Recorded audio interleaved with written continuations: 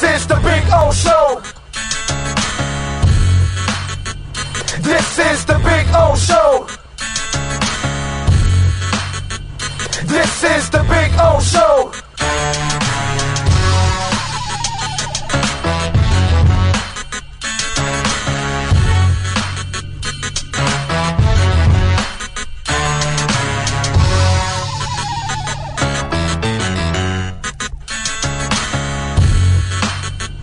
This is the Big O Show. This is the Big O Show.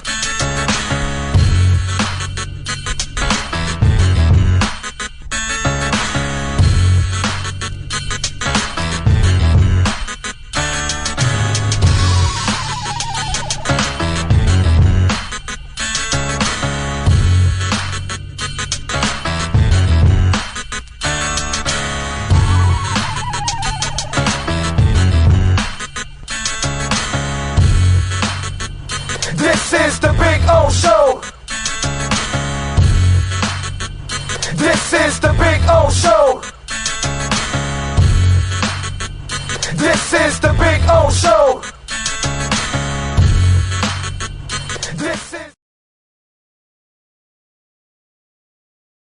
There's no need to drive around South Florida wasting valuable time looking for a new or certified pre-owned Acura. Go to the #1 volume sales dealership in the Southeast United States. The viewpoint, statements, or beliefs expressed on the following program by the host, guests, or callers are not necessarily the opinions of FantasyAccess.com, Media Group Inc. ownership, management, sponsors, or website.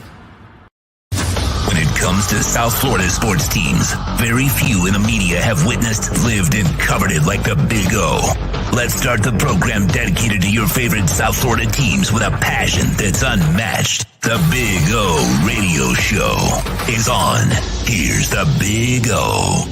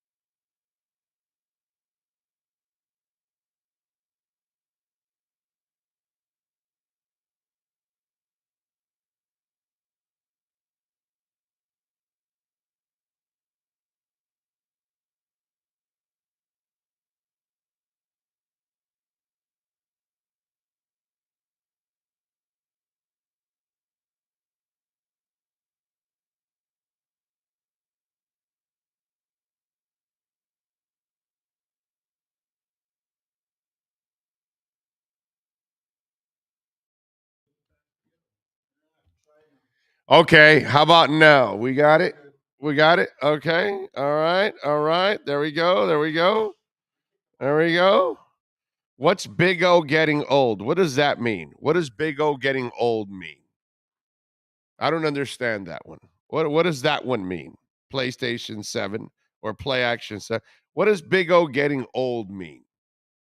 I'm not exactly sure what that means. Okay. Anyway, so I'm sure it means absolutely nothing because I have no idea what it would mean. But anyway, good morning out there. Hope you all are doing well. Sorry we're late. Huh? Oh, the gray. Oh, the gray. Oh God. Give me a break. God. Anyway, so Sean was stuck in traffic, as we told you on Twitter.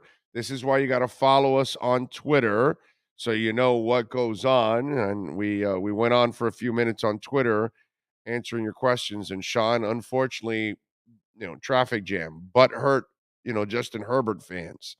They're all afraid to go to work. They're all afraid to face you. You notice all those Justin Herbert fans, boy, they are quiet as hell. Last night, man, woo, it puckered up. It puckered up. Woo. Justin Herbert. First of all, let's start off with watching the double standard that goes on in this entire stinking world, but especially with Tua. So I turned on the game last night and I'm watching it from the get-go. And dude, I'm watching underthrown pass after underthrown pass by Mahomes or Herbert. It didn't matter which one. Because, it only happens to Tua that he has underthrown passes. He's the only one. You know what I'm saying? Then you see and then you see a pass that's almost intercepted. No, that only happens to Tua. It's funny as hell. I'm watching all the things that I hear some of you idiots complain about. You make it sound like Tua's the only one that has that happen to him. No, every quarterback. It happens to them in practically every game they play in. They get lucky about a mistake or something that happened in the game. And so it's funny to watch the double standard throughout the entire contest. And this goes on every week, all throughout since we've had this young man in town. It's just hilarious to see how they treat one person and how they treat the others out there. Just funny to watch all of that. So we pointed all of that out. And then yesterday, so last night, Justin Herbert makes the mistake of all mistakes. A pick six. What was it, like 99 yards? Something like that? 99 yards or something. Jalen Watson, a rookie, picks him off and takes it to the house. And obviously there's, that's the game. That's the difference in the game right there. And all I hear from the announcers are excuses. All I hear from you Justin Herbert fans out there are excuses. Oh, the receiver, he might have been tired. Oh, did you watch the ball placement? The receiver was one place and the ball was in another spot. He had plenty of time to make a decision to make that pass or not make that pass. Now, let me explain something to those of you out there because you may want to jot this down now, especially for those of us that we talk Tua and then we get all the idiots. Well, Justin Herbert this, Justin Herbert that. When they should have picked him and they should have picked that guy instead of this guy and all that. Well, Justin Herbert, just so you'll know, I want you to watch the game. I want you to watch what was going on in that game. Because Justin Herbert, as the game got tight, so did he. And this is nothing new. Last year, the playoffs were on the line, and he could have beaten the Texans. And by the way, there was a pick six for a touchdown against the Texans when he could have cut the lead to one score. Guess what happened? A pick six against the Texans. That was your playoffs right there. You guys remember Ryan Tannehill and company about 6 years ago or something like that, 5 years ago, 7 years ago, I don't know what it was. They had the Jets and the Bills at the end of the season. Two bad teams at those times. And all they had to do was win one of those two games. And they couldn't win one of those two games. So last year, he had the playoffs on the line, and he threw a pick six against the Houston Texans. Go look at that game. Last week, against the Raiders, they cut the lead down to 4 points. He had a chance to extend the drive and end the game last week against the Raiders. He got the ball back, and what he was supposed to do is run out the clock and win the game. You know what happened? 3 and out. Raiders got the ball, and it was the defense that finished them off last week. It wasn't Justin Herbert. And if you watch last night's game, okay, And you go back and go look at the play-by-play. And you go look towards the end of the game, right? You've got a 24-17 advantage, right? 3rd and 2 from the Chargers 33. They chose to run the ball with Austin Eckler instead of putting it in the hands of the Golden Boy. I wonder why. Why didn't the coach put the ball in his hands? I don't know. Did he think about the pick six from last year against Houston? Did he think about the pick six that already happened in this game? It's running 3rd and 2. So why don't you do that? So you end up with 3 plays and you punt. It's interesting. It was the drive right after the interception for a touchdown. 3rd and 2 from the Chargers 33-yard line. Let's give it to Austin Eckler.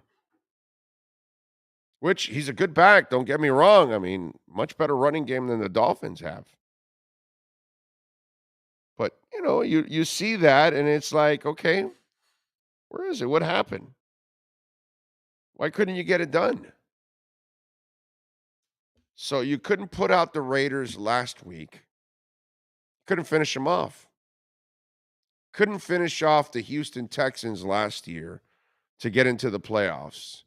You never accomplished anything at Oregon.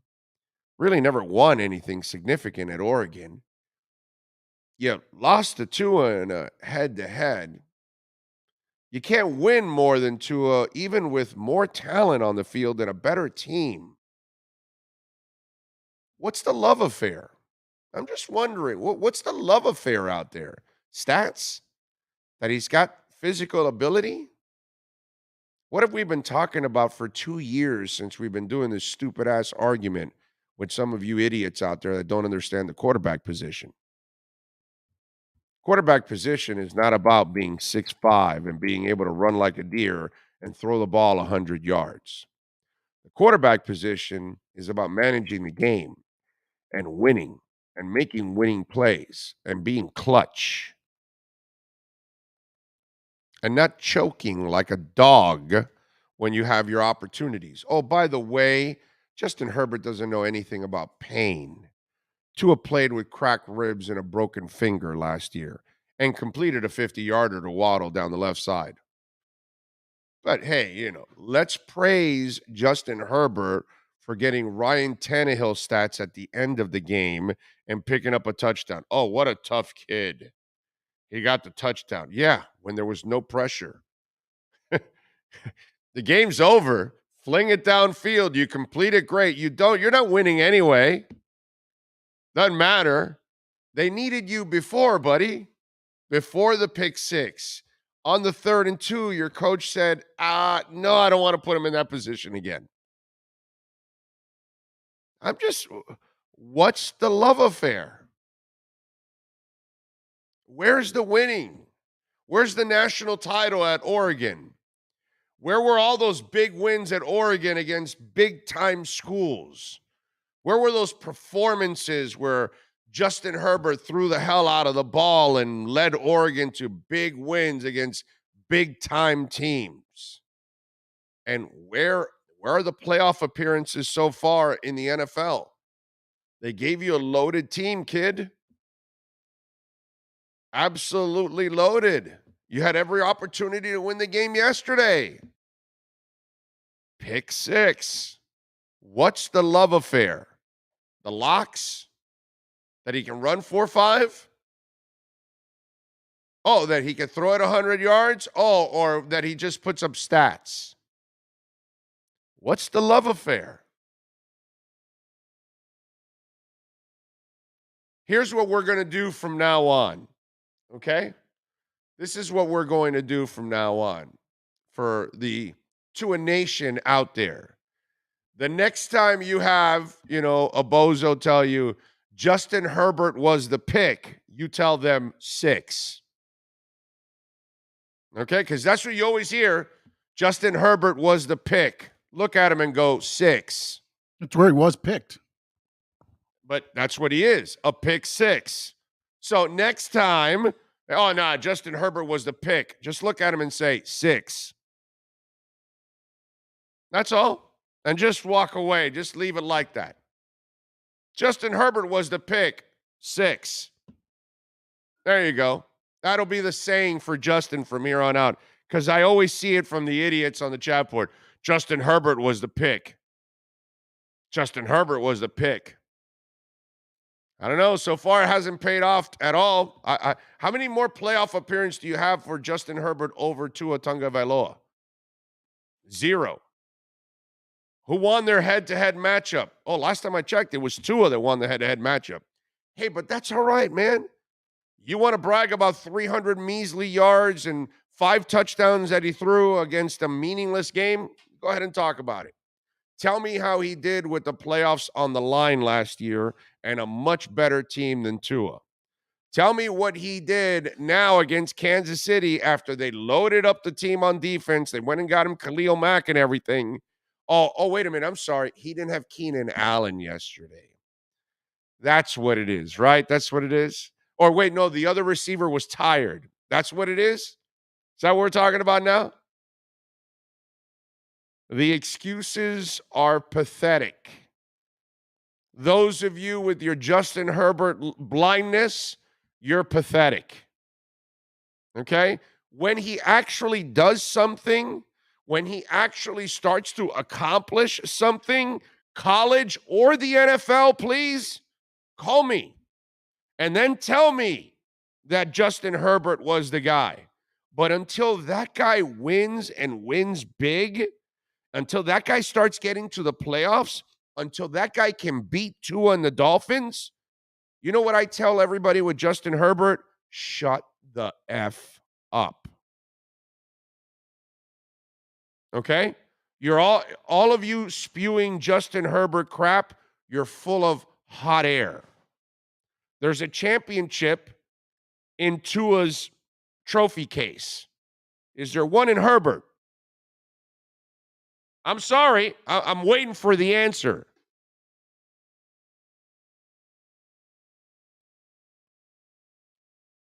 Easy conference and everything. You should be able, if you play in the Pac-12, 10-8, whatever it ends up, you should always have an easy road to the playoffs. Because that conference, come on.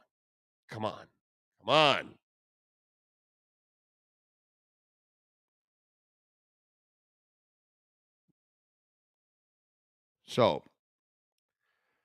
when he does something, then please, then you can come back at me and tell me all you want about Justin Herbert and how great he is and how fantastic. All I know is he's Tua's bitch. That's what I know. Okay? That's all I know. Wheezing on the ground and all that stuff. All I see is Baker act like a little bitch the second they mention Watson. All I see is Justin Herbert folding like a tent. All I see is Tua says, oh, I dislocated my hip. I'll be ready for the NFL in 9 months. All I ever see is, oh, no, I got a broken ribs and finger. No, I'll play, coach. Oh, no, wait, you stay there. I want Jacoby Brissett. And finally, then they play him. And they can still win with him with broke. The short guy with the noodle arm has got bigger balls than the big guy with the big, beautiful locks. Oh, and by the way, he's got a championship in his trophy case. It's a joke. Now I don't want to hear any more about Justin Herbert ever again. Okay? You guys want to come back with Justin Herbert? Do me a favor. It's like some of you out there that think there's a rigged election. When you come up with the proof, then let's do it, baby. Meanwhile, stop running your mouth because you sound stupid. Okay? You sound stupid. Pretty simple. I'll compare it to that. Idiots that think that there was a rigged election with no proof, or idiots that think that Justin Herbert's the greatest thing since sliced bread and he's won this. Squat. Squat. And when he's put in a position to actually try to succeed, you know what's the best part for Justin Herbert? He wears yellow pants. That way you won't know when he pees on himself. That's the best part about Justin Herbert. He plays for the Chargers, and he gets to wear urination-colored pants. All right? That's the best part for him, because that's what he did yesterday. He peed all over his pants, but you didn't know it because he wears yellow. Amarillo. Ask somebody that's Hispanic, what is amarillo? And they'll tell you. By the way, I think I heard when he does take off his jersey, there's like a yellow stripe on his back there at the same time, folding like a cheap tent. I got tables there that fold just like Justin Herbert right there in tough moments. Right there. Those are, in fact, Justin Herbert should actually now be they should be called the Herbert tables. Right?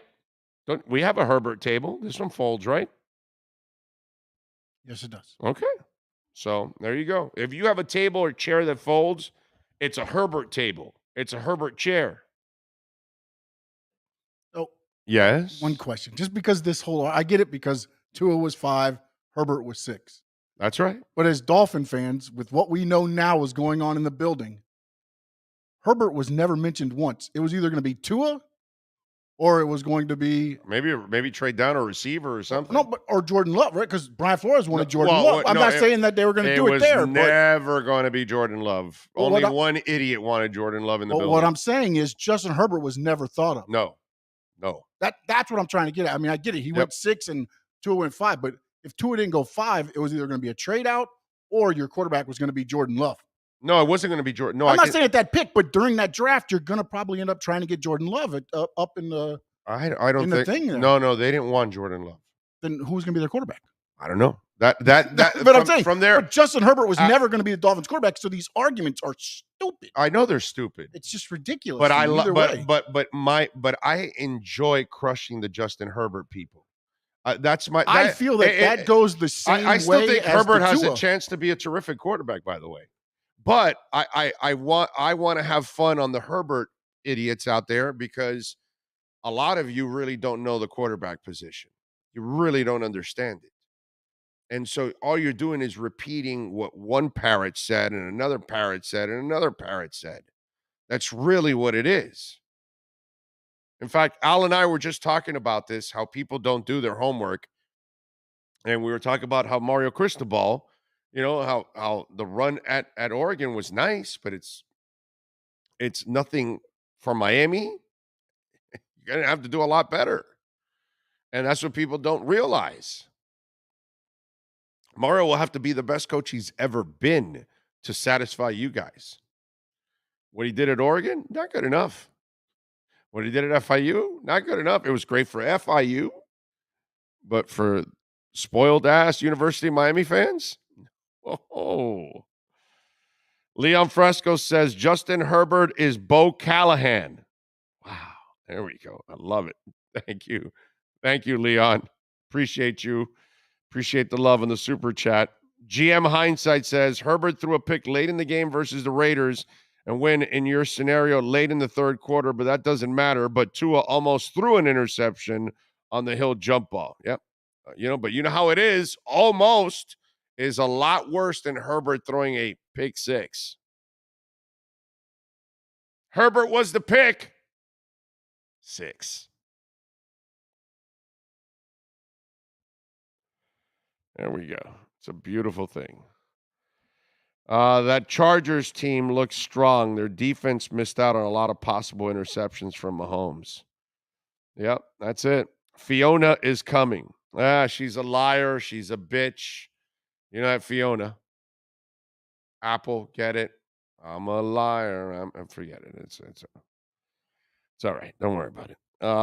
Let's see. What do we have here? Justin Herbert has 12 fourth quarter picks, and 4 of them are pick 6s in 4 losses. Does he really have that, Alf? He has 12 fourth quarter picks, and 4 of them are pick 6s in 4 losses? That's a good stat, Alf. Nice job by you. That's a good stat. That's a funny stat.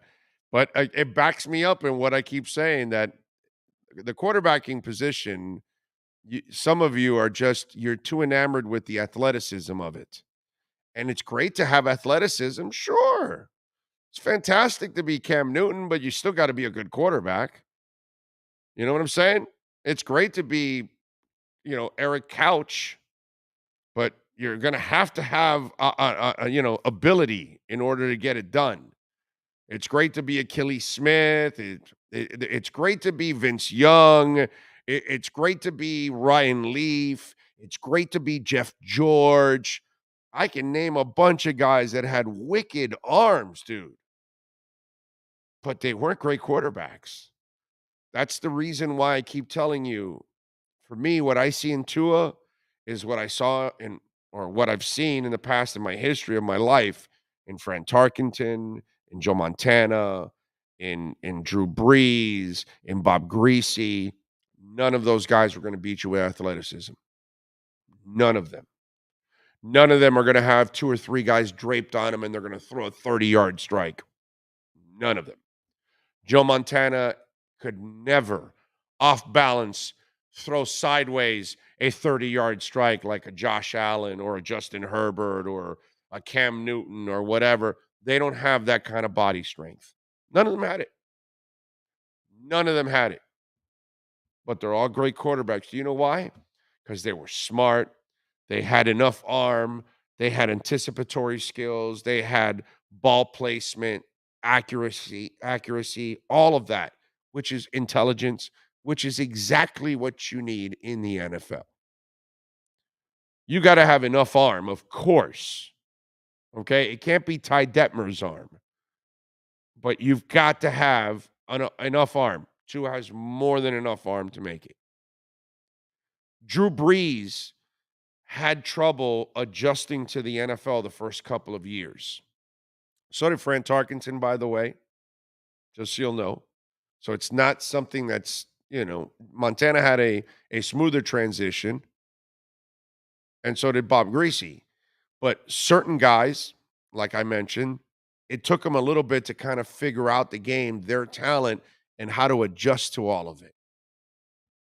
And that's where Tua is at right now.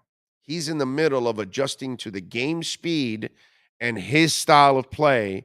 And then once they mesh and once he figures it all out, the timing will be perfect and ball placement and all of that, just like Drew Brees. Drew Brees was not going to stand there and start beating you with athleticism and throwing the ball 70 yards downfield or any of that. He had to be precision. It had to be intelligence. It had to be ball placement.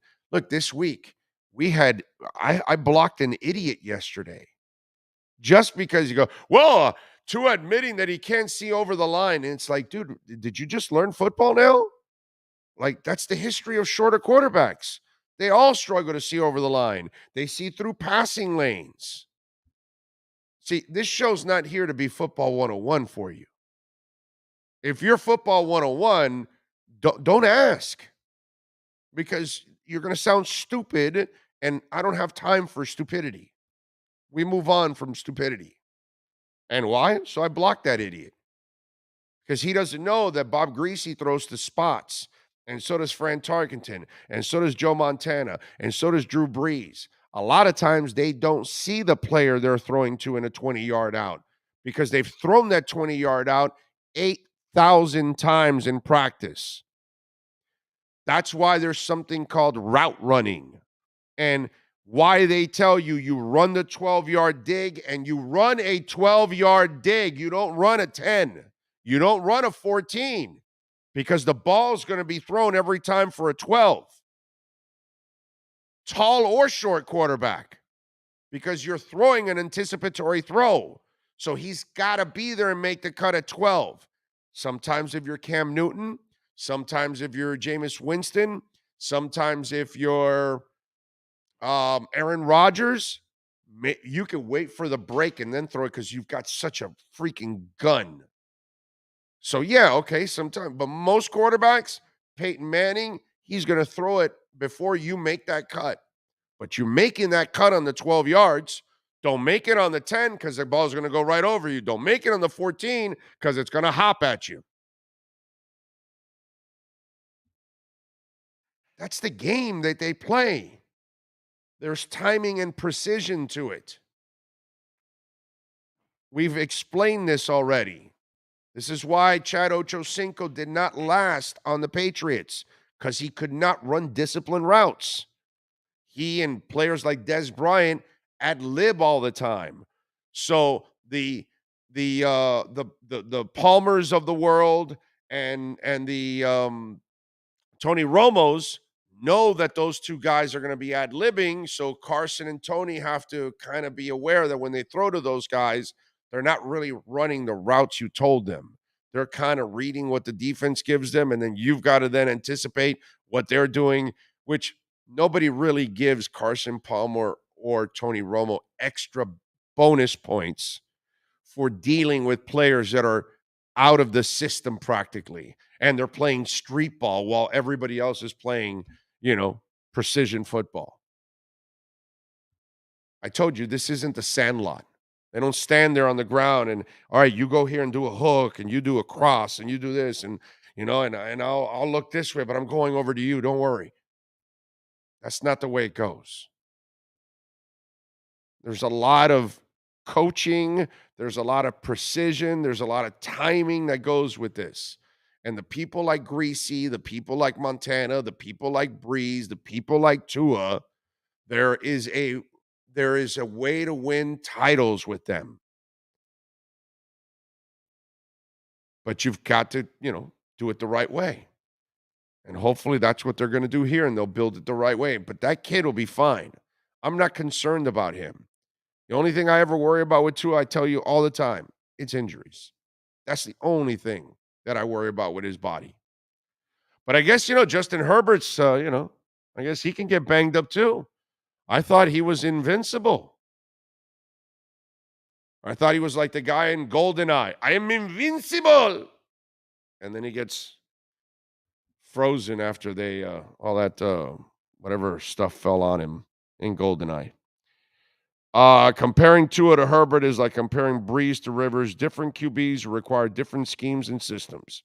Well, Christopher, you actually have a brain. There are some people out there that they can't see that. They don't understand that. They don't get it. So, we do. What's the other super chat? Victor Huertas. Big O, do you think Baltimore will try to use a cover 0 against us this week? Sorry for a stupid question. That's not a stupid question. No, I think that they could try to blitz him, but I don't think. But Tua's a little different. Tua can read the defenses and the blitzes right away, and he'll know where it's coming from. He's much better than Lamar, way better than Lamar at reading and deciphering defenses and anticipating throws and things like that. Lamar is like a lot of quarterbacks that rely on their athleticism and their arm. They don't really rely on anticipatory skills and ball placement and things like that. So it's different. But there's no doubt that they're going to blitz his ass. Yes, I'm sure at times they will. Why wouldn't you? Big O, here's another stat. Yesterday was his 7th fourth quarter pick in a one-score game.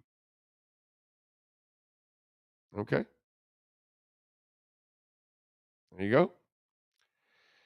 There's a lot more to quarterbacking than just standing out there and looking,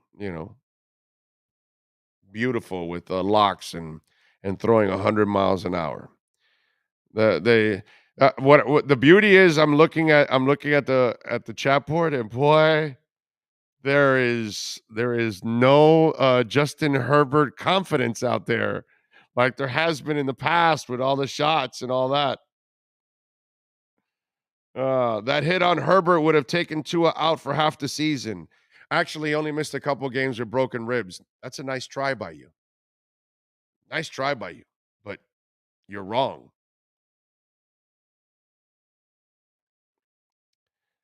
But hey, listen, if it makes you feel better, that's fine.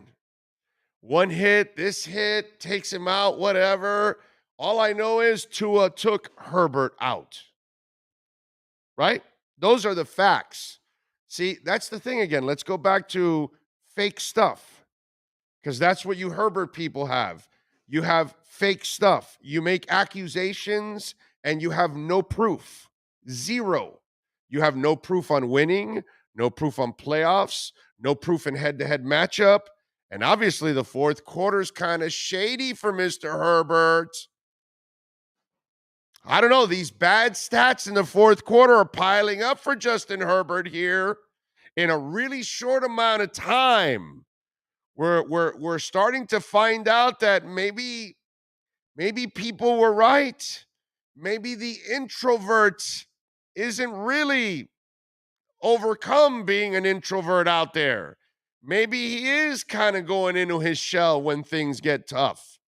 All I know is when I watch him, when it gets tough, he doesn't come through. That's all I know.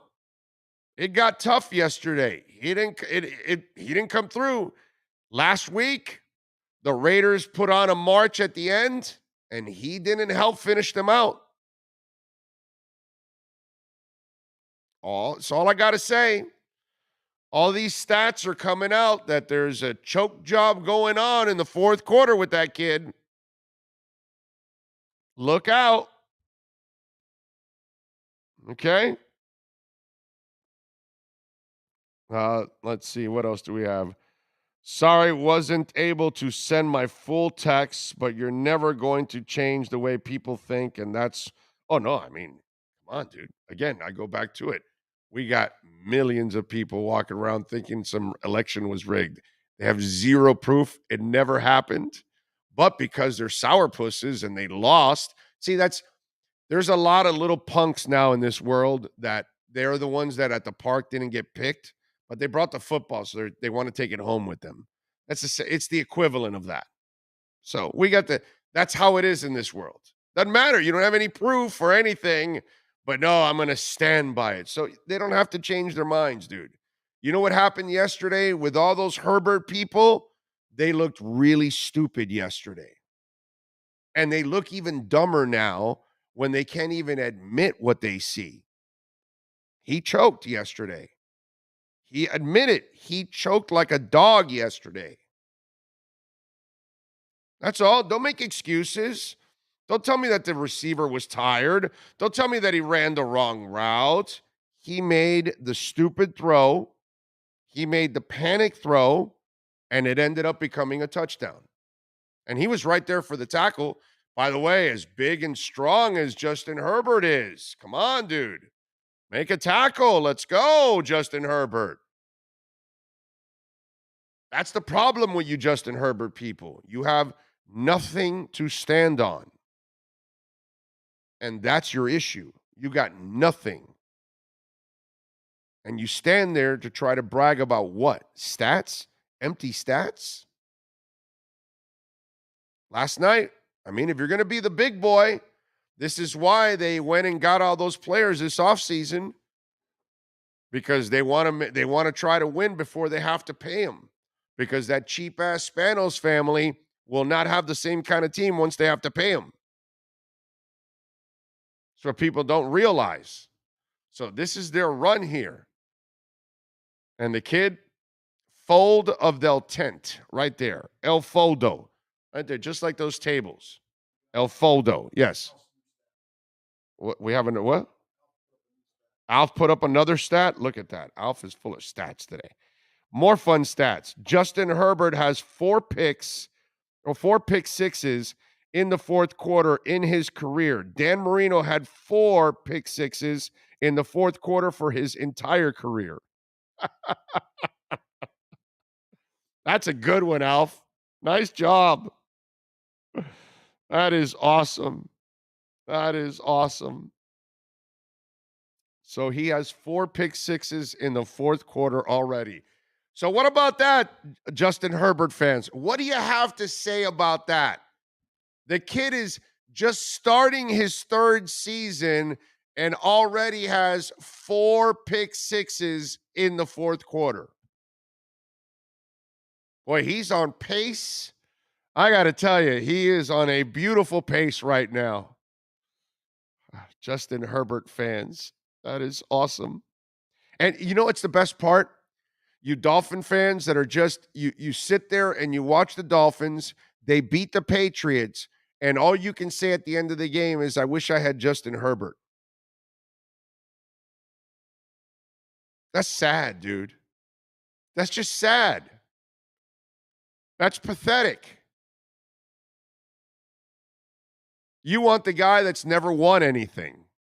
Okay. Knock yourselves out.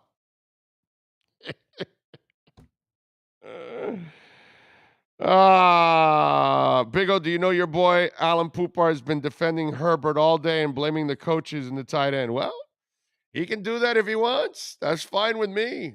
I will laugh at him and everybody else that wants to defend Justin Herbert. That's all. You know, we will continue this whole discussion, right?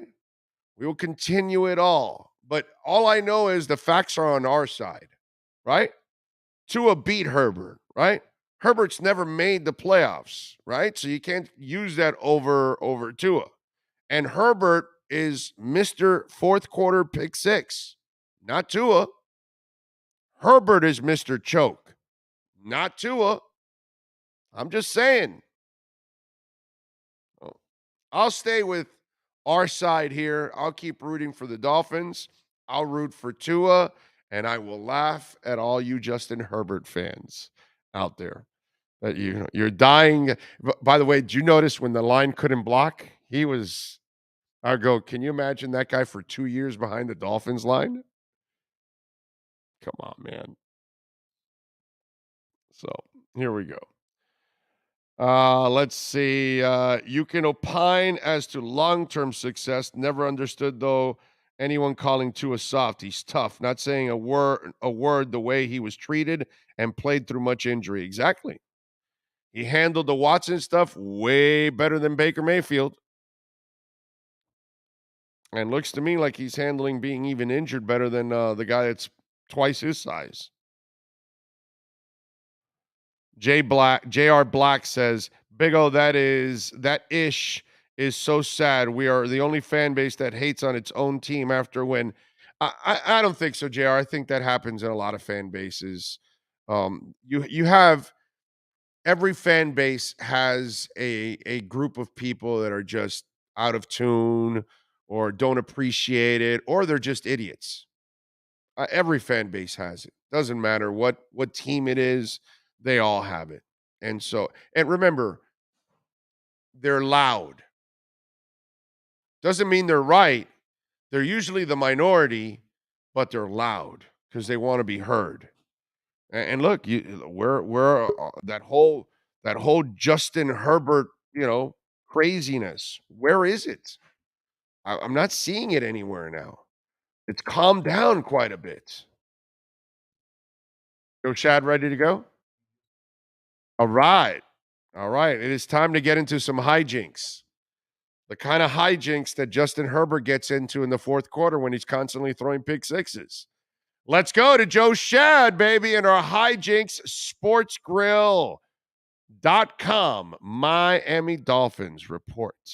Dolphins fans, it's time to talk to the man with incredibly high standards. It's not easy to score an A or grade 10 out of 10 with this guy. In fact, he isn't impressed with Joey Chestnut's dominance, Usain Bolt's speed, or even Van Ginkel's locks. Will the hijinks continue? Can the Miami Dolphins do the impossible by getting a passing grade with Joe Shad? It's time for the Hijinks Sports Grill Miami Dolphins report. This report is brought to you by Hijinks Sports Grill in Boca at 133 Southeast Meisner Boulevard. Enjoy happy hour 4 to 7 p.m. Reserve a VIP table online and receive one free sparkling wine. Follow them on Instagram at Hijinks Sports Grill. Here's Miami Dolphins insider Joe Shad. All righty, there he is, the man, the myth, the legend. That is Joe Shad. How you feeling, baby? You feeling good? What's up, Big O? Happy Friday to you. Happy Friday to you, sir. So I'm just I'm having fun because the Justin Herbert fan club has kind of calmed down a little bit after watching him throw his. Did you know this stat? He has thrown 4 fourth quarter pick sixes, and that's exactly what Marino threw his entire career. It's an interesting statistic. Yeah, yeah, yes, it It was is. a lot of fun. Well, it really is a lot of fun to watch the Chargers and the Chiefs. There are very few things I would rather do than watch the Chargers and the Chiefs play football. That is very exciting No, football. I like humbling Justin Herbert people better. To me, that's a hell of a lot better to humble those people than watch that game. That's the best part of it. Watching underthrown after underthrown pass last night by both quarterbacks, because it only happens to Tua. Mahomes almost intercepted, but that only happens to Tua. You know what I'm saying? So, it's just these are things. It's just then he picks up the Tanny stats at the end where he gets the touchdown when there's no pressure and down by 10, and he gets praised for being a tough guy and standing in there and all that. Tua would have gotten killed for the pick six. It would have been on TV for the next 48 hours, people ripping Tua until Sunday. And then the garbage points at the end, they would have given him no credit, no toughness, no nothing. To me, just the double standard. I just love watching the double standard take place every single Sunday with that kid compared to the shit I watched last night. What's the question? Just saying, the double standard. What do you So the think? question is, The double standard Joe, is how many so hold on. how many So the question underthrown is, passes were yesterday? so the question is, Joe, do you believe that Tua is held to a different standard? That's the question, right? No, do you believe that Tua is held to a ridiculous standard? No, I don't. I don't believe that to be the Okay. case. I think that Tua is held to a fair standard. Okay. We have a different perspective on that, and that's Yeah, okay. that's fine. That's fine. So you I hate to use the Yes. phrase narrative because I feel like it's overused in sports journalism. But the prism through which you watch every football play is through the prism of the world is unfair to Tua, and Yes. just Yes. Yes, Justin I've noticed Herbert, it. Yes, I've noticed it. Justin Herbert, and Patrick Mahomes are fantastic quarterbacks, unbelievably good quarterbacks. Now, does that mean that Tua Pat can't be a Mahomes. good No, no, NFL no, no, quarterback? no. Pat Mahomes is an incredibly great quarterback. Justin Herbert is an incredible talent. He's not an incredible quarterback yet. He hasn't won anything, Joe. He hasn't won a damn thing. That's the problem with some of you out there. And I throw your ass in there too. You guys are anointing somebody that hasn't accomplished shit, dude. He doesn't win in the fourth quarter. He doesn't get to the playoffs. Joe, last week the Raiders cut it to 4. They gave him the ball. He couldn't close the game out. The defense closed it out.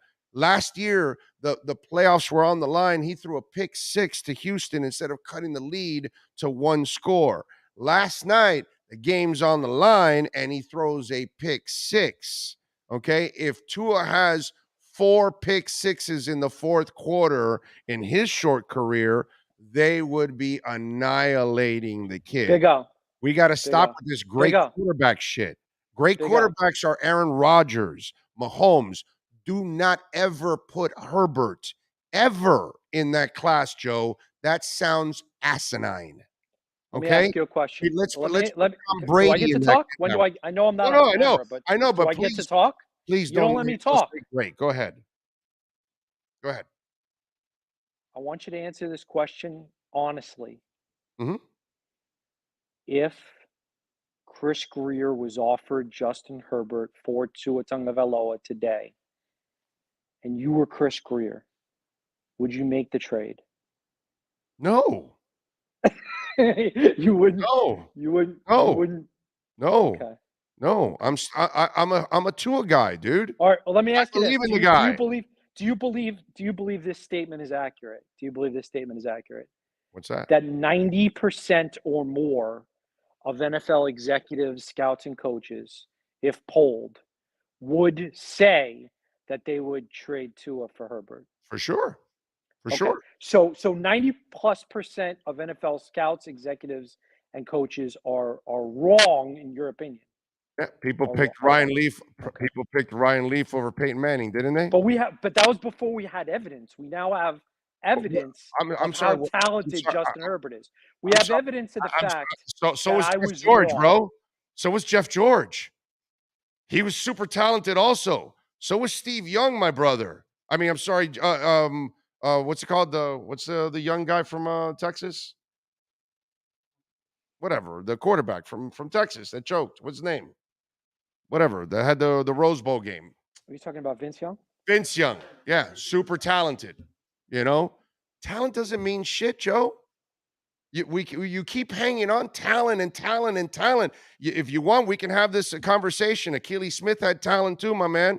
Ryan Leaf had talent. You want to play How that can game? you compare Achilles Smith and Ryan Leaf to Justin Herbert? No, I mean, it doesn't make any sense. I You know, I make me. know, I know. You make Achilles Smith. you. I know You're. Achilles Smith and Justin Herbert won shit at Oregon. I Okay. know I can't compare them. They So didn't win anything. I've been learning about this phrase called gaslighting. It's where you try to make someone feel like they're crazy, right? I feel like you're trying to make me feel like I'm crazy. You I are. have n- I You have are no when you no. I label have no vision. when you put Justin Herbert in the same category as Pat Mahomes as Pat Mahomes, I lost my effing mind. Yes. Yeah, don't ever put Justin Herbert in Brady or Mahomes category or Rodgers, people that have accomplished and won in this league, to a guy that is a yellow belly bastard so far every time he's in a pressure situation. That's what it's been the first 2 years. And if it happens to I Tua don't. yesterday, they roast his ass, bro. They I roast don't. him. Okay, so I got to be honest. I don't think that you believe all the things you say. Oh no, yeah, I I don't. believe. Oh No, no, no, no, no. I I don't. believe it. No, no, Oh yeah. no. I don't actually believe it. By the Okay. way, news at a Dolphins camp. I'm not in Miami Gardens, but Cam Wolf tweeting Austin Jackson will be placed on injured reserve. So Greg Little is your light in all likelihood starting offensive tackle, which is not great. What did your tape lie about Greg Little? He did okay. He did good. He did fine. Honestly, there shouldn't be a huge drop off in talent from Austin Jackson to Greg Little. Austin Jackson is a more talented player, but Greg Little was drafted high in the second round for a reason too. Okay, he has not lived up to expectations in the same way that Austin Jackson has not lived up to expectations. Very interesting with the Dolphins Ravens this week because the Dolphins, are going to have a hard time slowing down a very good Ravens defensive front. Excellent, excellent pass rushers, but the Ravens are banged up in the secondary. So what do? Do you still try to put the ball in the air? It's kind of a Of course. conundrum, a little bit of a dilemma for Mike McDaniel. Well, they have no choice, Joe. Until they can run, they Can't have run to it. pass. So they have You no know, choice. it's What hard I'd to. like to see is Mostert and Chase catch the ball more out of the backfield. That's what I'd like to see a little bit more, and maybe And we'll get Gesicki some of that. and Gesicki. Yeah, Let's see if maybe they were saving him for this game. I keep wondering that because it was just so weird that they didn't use him at all. And even as Ukama, I'd be very interested if they're going to use him this week to try and kickstart the running game a little bit and use him in a Debo type fashion. That I'd be interested to see if Azukama becomes activated this week. And because again, this whole game plan specific stuff that we talk about with McDaniel, we're going to find out. And how about Tanner Connor? Here's another guy that is well, all of he's been a sudden, banged up. yeah, but it looks like he's cleared enough to play, right? If they wanted to this week. Yeah, I like Tanner Connor as a long-term developmental prospect. I mean, if you have some information that he might be active this week, that's very interesting. I certainly wouldn't put him in there this week. Teron Armstead, by All the I way, would tell you questionable. is Joe, look at their track record.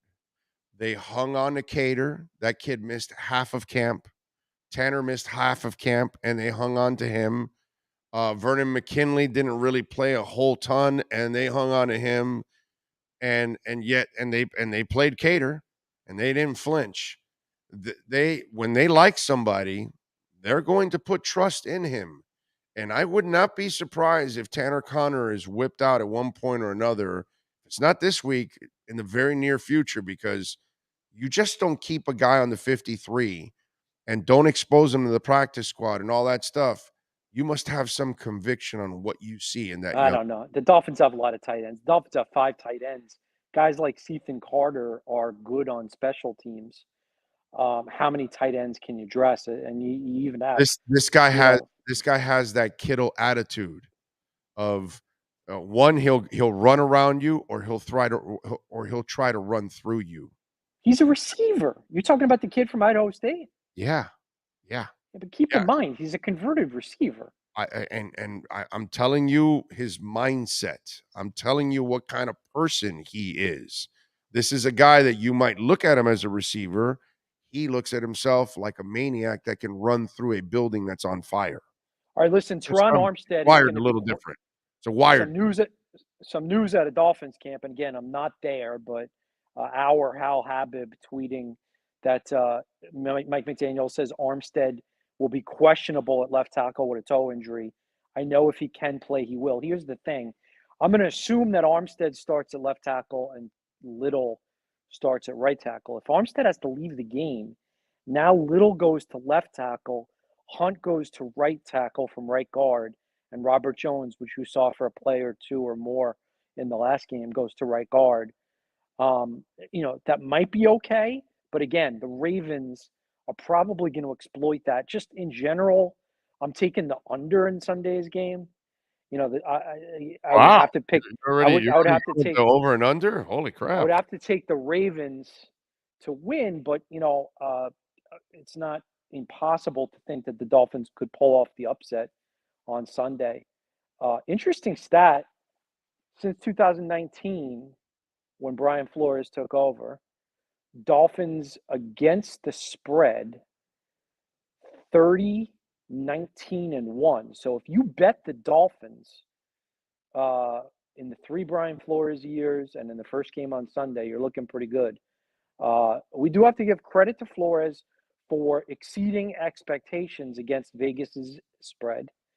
And also, I tweeted a stat, Big O. I don't know if you saw this, I but saw that. Very, it very got good stat on the it got AFC. nearly 4,000 comments, likes, and retweets on Twitter because Mhm. people were shocked that over the last 36 games played, only 3 AFC teams have more wins than the Dolphins. 3, the I know. Chiefs, Bills, and Titans. And Yeah. that was a very shocking statistic. I wrote a newsletter about it. Type in Compy You're Post picking them, newsletters. yet you're Yeah, picking against them after they yeah. stifled the Ravens last year, after Lamar Jackson could not figure out the zero cover blitz, but somehow you think he's going to figure out the zero cover blitz from the offseason till now. They've got a better offensive staff, they got better offensive talent, and you're picking the Ravens.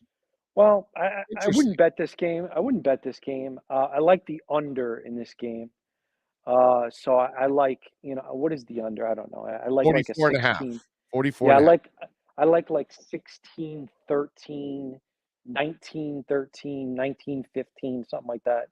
Really like the under in this game. I just think that both offenses are going to have a little bit of a hard time moving the ball. Yeah, I agree with that. I think they're definitely going to have it, but I think Lamar is going to struggle even more. I think the Dolphins are going to turn his ass over a couple times when it's all On said. ESPN, they talked about whether or not, I forget the phrasing, but it was something like stud or dud, and they picked Tua to be a dud against the Ravens. Of course. And well, it's because the Ravens defense is quite good. So How much better is it than it was last year? yeah, I don't know. I don't know. I Okay. know they're banged up in the secondary and they have a really good front. So, with the Dolphins being banged up on the Were line, they banged up in the secondary last year? Do you remember? I don't know. Were they? No, I'm just saying. I don't know. I don't know. It's kind of weird. Like they're probably not really better than they were last year, and yet Miami is probably better than they were last year, and yet it's kind of Well, it's going to take a little while for perceptions to change. okay. It's going to take a little while. A very small Well, percentage of this I'll pick the country. Dolphins to win last week, and I Right. won, and I laid the points, and I'll pick the Dolphins to win this week. Well, I was and I'll correct. I take said the the Dolphins points. would cover. Yeah, I said the Dolphins would cover. It's interesting. Most of the money came in on the Dolphins last week. That was smart money. 81% of people who are betting an outright winner in this game, where they call that the money line, are taking the Dolphins. So the sharps, they say, right? They like the Dolphins with the taking into consideration the odds. Okay. All right. I All just wish righty. I just wish it wasn't pick one side or the other. It just kind of stinks. What do you mean pick one It's side or what the other? On what? that Tua is either great or sucks. That Justin Well, Herbert is either that's the great narrative. or sucks. That's No, a but it's just really annoying. I don't know. to But you me, like look, it. You Justin you Herbert, like it. Justin No, no, you Herbert. like it. You like it, right? You like that. Oh no, You like I love pick a side. no, He's no, great or he sucks. no. What Joe the Shad. part? Love him or hate him. He's terrible No, or he sucks. He's great. the part I enjoy is You love it. humbling the Herbert people. I love Okay. humbling Herbert people because they talk about him and they talk about him like he's actually done something, and he's done nothing so far. He has won nothing so far, and he's had a much better situation Hey, he's like than Tua. is he like Much better. 23, 24 years old? I mean, Exact. But what, you had him right next to Mahomes. Think about that. He's accomplished nothing, and you had him as a great quarterback with Mahomes. here's all I need to know. Insulting. Okay, here's all I need to know, and I appreciate your enthusiasm and your full-fledged support of Tua. You said you wouldn't trade Tua for Justin Herbert. All right, I'm just going to let that breathe. All right, well, and you admitted that 90% plus of people in football would say you're wrong. Right. So you're obviously smarter than everyone else. Well, hey, You're listen. smarter than everyone else. Hey, listen. You're a genius. A lot You're a of genius. you got suckered with Ryan Tannehill going to Tennessee, and I had to hear it for a couple of years. Oh, Ryan turned the corner. Ryan this. I don't know what you wrote. Did you write that he turned the corner, by the way? Turned the corner? No, I never used that phrase. Okay. You never wrote that he was a franchise guy or anything, that the Dolphins made a mistake and they didn't handle him the right way or something. You never wrote anything like that. You sure? No, that was probably before I came back to the beat Okay. in 16. Okay. Well, plenty of people got fooled with that, and then they all came back to me after, and they like, oh yeah, no, you were right. Okay, it's right. Hey, listen, last year when I'm telling you Flores is getting fired in the middle of a winning streak, it's all right, bro. How many people? In fact, you answer this question: how many people thought I was wrong when Flores was going to get fired during a winning streak? Is it 90 or is it 99.9999999%? Yeah, no, listen, I'll give you credit when you're right. You were right about that. No. The thing is, my I brother, just said you're right. I'm not afraid to go Yeah. against the grain, and I Right. don't get flustered, and I don't get nervous, and I stand my ground every single time. So when I'm wrong, I'll tell you, hey, dude, I Well, screwed it's up. also I was true wrong. that if no one, if Tua is not the quarterback next year and Herbert is a 7-time All-Pro, no one will remember or care that Oh you no, were wrong. no, they will. Are you kidding me? People still say about me saying get Brock Osweiler in the third round. So, it's all right. It's all good. I take it, bro. I'm here. I'm here every day. I've been here for 32 years. I'll take the lumps, the good and the bad. That's all. It's fine. I'm good. I'm a big boy. I can stand. I can stand. I can get in the kitchen and I can stand all the heat that's in the kitchen. In fact, more often than not, I'm the one creating the heat in the kitchen. That's the beauty. That's why fire never ever flinches with One fire. last question before I go, Yes. because I got to go in a minute here. Albert Breer tweeted how crazy it is that for the next 10 years in the AFC, everyone's going to have to deal with these quarterbacks. Okay, and he listed 7 of them. None of them are Tua. Everyone said you left off Tua. Okay, Dolphin fans. So, which of these quarterbacks, when their careers are over, will Tua be better than? When all their careers are over, when everything is done. Okay, ready? Go You ahead. tell me yes or no. Josh Allen, No. yes or no. Okay. Joe Burrow. No. Okay, 0 for 2. All right. Justin Herbert, Yes. Lamar Jackson. Oh God. Yes. Not even close. Interesting. So Tua Tagovailoa's career will be remembered as greater than Lamar Jackson's. Yeah. Okay, Yeah. all right. Because That's he actually will turn into a real quarterback. Trevor Lawrence. Something Lamar Jackson. No, I like Trevor Lawrence. Although he is in Jacksonville. So he might go way of Archie Manning, if like, you know what I'm saying? Mahomes. Oh, Mahomes is already there, bro. What are you All right, talking about? Watson. Watson, that's a good one, bro. And it's not because he can't play. He's a great player and all that. I'm just wondering if all this stuff throws him off track and he never really finds his groove again. That's the interesting part about Watson. That's the I mean, part I I'm think, intrigued with. He's a yeah, I mean, player and a half. yeah, I mean, he has one of the I've best been a passer Watson. ratings in NFL history. Yeah, I've been a Watson guy since he was at Clemson, but that's a guy that's a winner. That guy, he made plays in big moments and big All right. games. Things that Justin Herbert has never done. All That's right. the So you don't. difference So between so you Deshaun don't like Watson. Justin. So even if you're right, even if Justin Herbert is never going to live up to expectations and Lamar Jackson is overrated, even if you're right, here's the problem: the Dolphins have to beat Josh Allen, Joe Burrow, Trevor Lawrence, Patrick Mahomes, and Deshaun Watson. That's 5 Teams can do that. quarterbacks. Those are 5 Teams can do that. quarterbacks with Hall of Fame potential.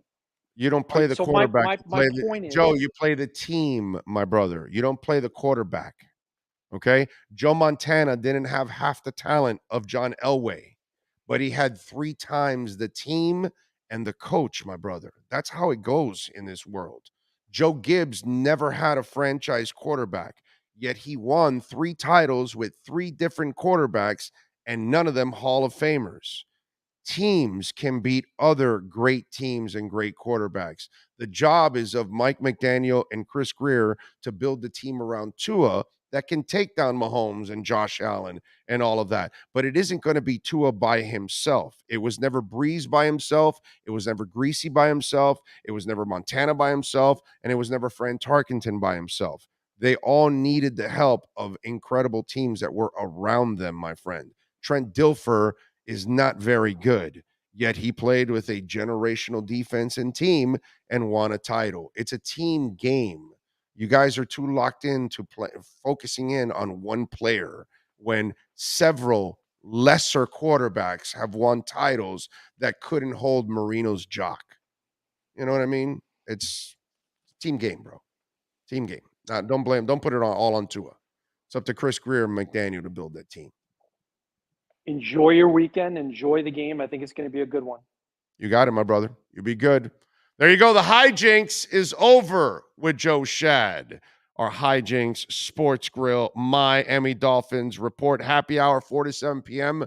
By the way, you can also order a table ahead of time and they will give you a glass of champagne for free. So get on out there to hijinkssportsgrill.com. Call them in Boca.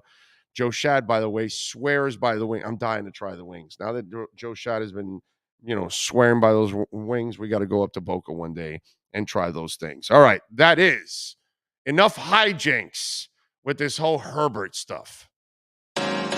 This has been the Hijinks Sports Grill Miami Dolphins Report with Joe Shad.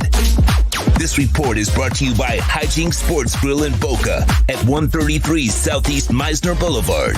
Enjoy happy hour from 4 to 7 p.m.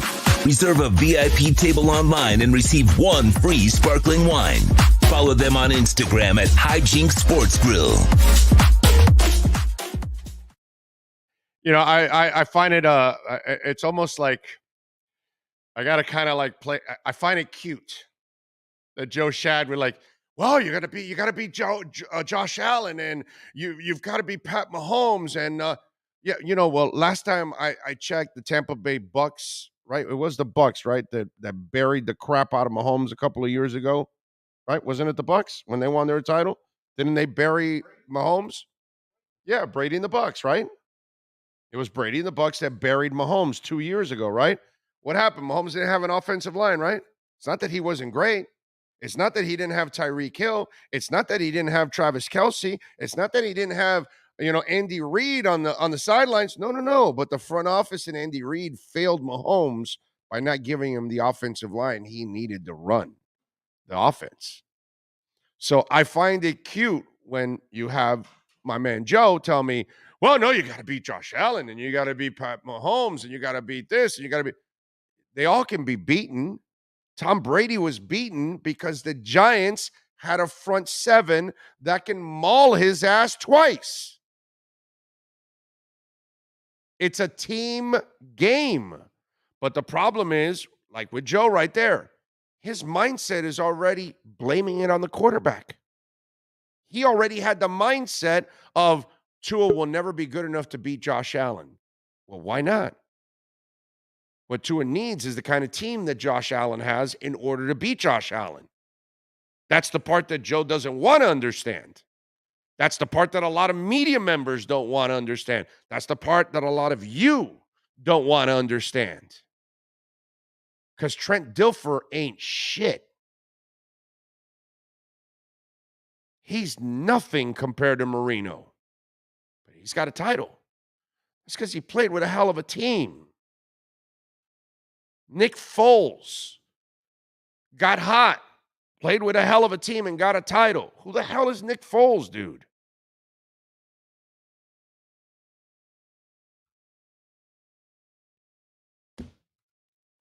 It's a bunch of babble, is what it is. And speaking of babble, if you want to learn a second language, listen, Babbel is the language learning app that sold more than 10 million subscriptions.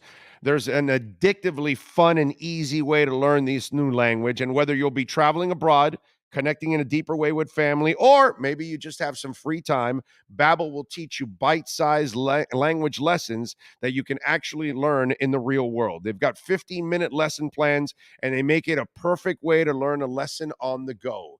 So if you're working on the garden, you can have your headphones on. You want to power walk, or you're walking, or you're doing weights, or you're just relaxing, getting sun, you can be learning a new language. Other language apps, they use, artificial intelligence, AI, for their lesson plans, and you're listening to some machine talking to you or something. No way. Babbel's lessons were created by over 100 language experts. So you're listening to them in the proper accent and the way you're supposed to pronounce it. It's a beautiful thing. Their teaching methods have been scientifically proven to be effective. And with Babbel, you can choose 14 different languages, including Spanish, French, Italian, and German. And Babbel's speech recognition technology helps you to improve your pronunciation and your accent. You don't need that fake-ass AI crap. No, you need somebody to pronounce it and pronounce it in the language that you're learning. That way you can learn and you can sound way more natural, man. There's more ways to learn with Babbel. In addition to the lessons, you can access podcasts, games, videos, stories, and even live classes. This allows you a real-world setting so you can adjust to this new language that you're learning. Plus, it comes with a 20-day money-back guarantee. Start learning your new language right now. Take that journey with Babbel. Save up to 60% off your subscription. Go to Babbel.com/Big O. That's Babbel.com/Big O for up to 60% off your subscription. Babbel, language for life. And you see, the other thing, while I love Joe, but he had Herbert and Mahomes in the same conversation. Who does that? You're already slanted. Somebody that has accomplished nothing. And by the way, Alf, thank you, my brother. Alf has been throwing these stats today. Thank you, man. I appreciate you. This stat's better. Justin Herbert has 4 fourth-quarter pick sixes. 4 fourth-quarter pick sixes. Tom Brady has 4 fourth-quarter pick sixes for his entire career. Aaron Rodgers has 1. Russell Wilson has 2. Rivers 6, Fouts 2. I mean, it's just amazing to me. I get it. He's super talented. I'll never deny that. So was Jeff George. So what?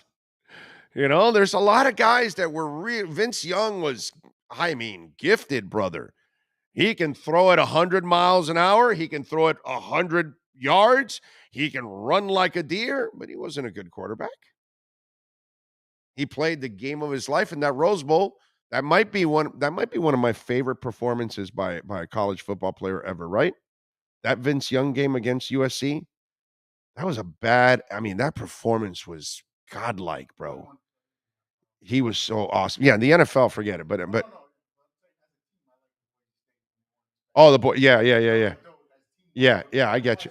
But Vince Young, that singular performance by Vince Young was one of the greatest performances I have ever seen in my life, dude.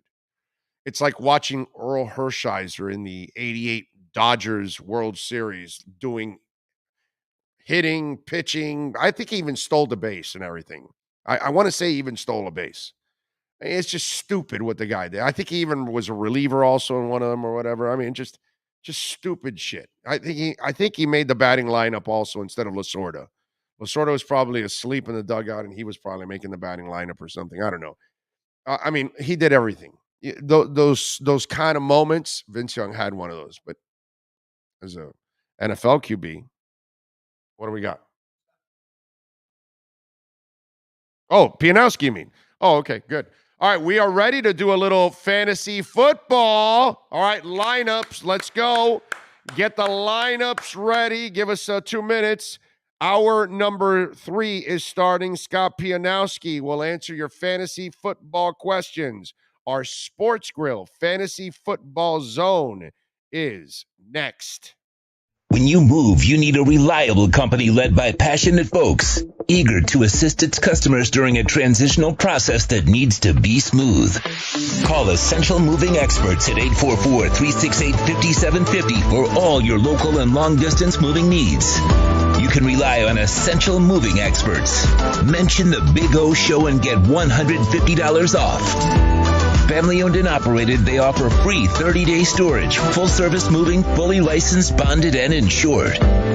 Moving was never so easy. EssentialMovingExperts.com.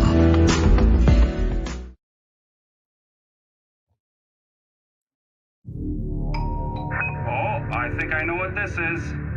Houston, we have a package. Hello? No matter where you are, the Sloman Shield Home Security System guards your home. With next-gen perimeter protection, 24/7 monitoring, and interior motion sensing. And right now, get a free Sloman Shield security system and doorbell camera, all professionally installed, for free. Shield your world, the Sloman Shield. Welcome to Red Light Therapy, a revolutionary technology perfected by NASA to aid in muscle strengthening and recovery. Red and infrared light has the capacity to penetrate deep into the cell's mitochondria, potentially leading to increased energy, faster recovery, and the optimal performance your body demands. Train, fight, recover.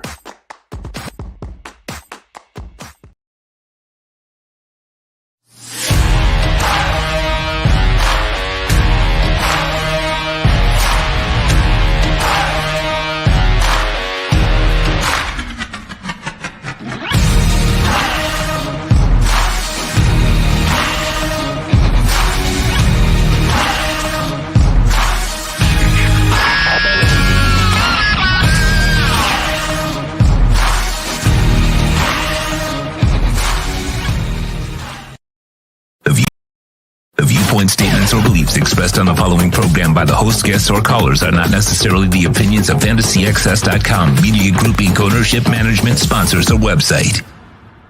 PPR, Draft, Keeper, Dynasty. It's the Sports Grill Fantasy Football Zone with Yahoo Sports' Scott Pianowski. Keep up with your fantasy football teams by visiting any of the 8 great Sports Grill locations. Sports Grill, good food, good drink, good friends. Here's Scott Pianowski. All righty, there he is. Time to line it up, baby. Let's go. You got fantasy football questions.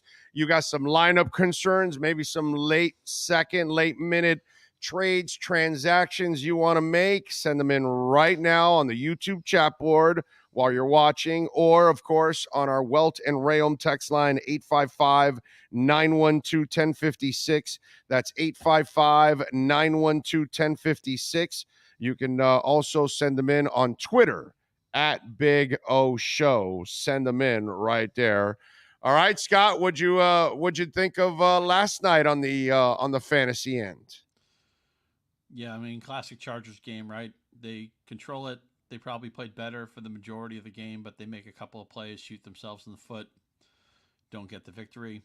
Um, Disappointing to see Juju Smith-Schuster take a step back. Not many of the Chiefs I thought played particularly well on offense, but they still have the Reed and Mahomes DNA, and that's going to take them a long way. I also thought Palmer might have had a better game than he did for the Chargers. He had the late touchdown to bail out, but other than that, it was a very disappointing game for him. Austin Eckler off the mark pretty slowly through 2 weeks.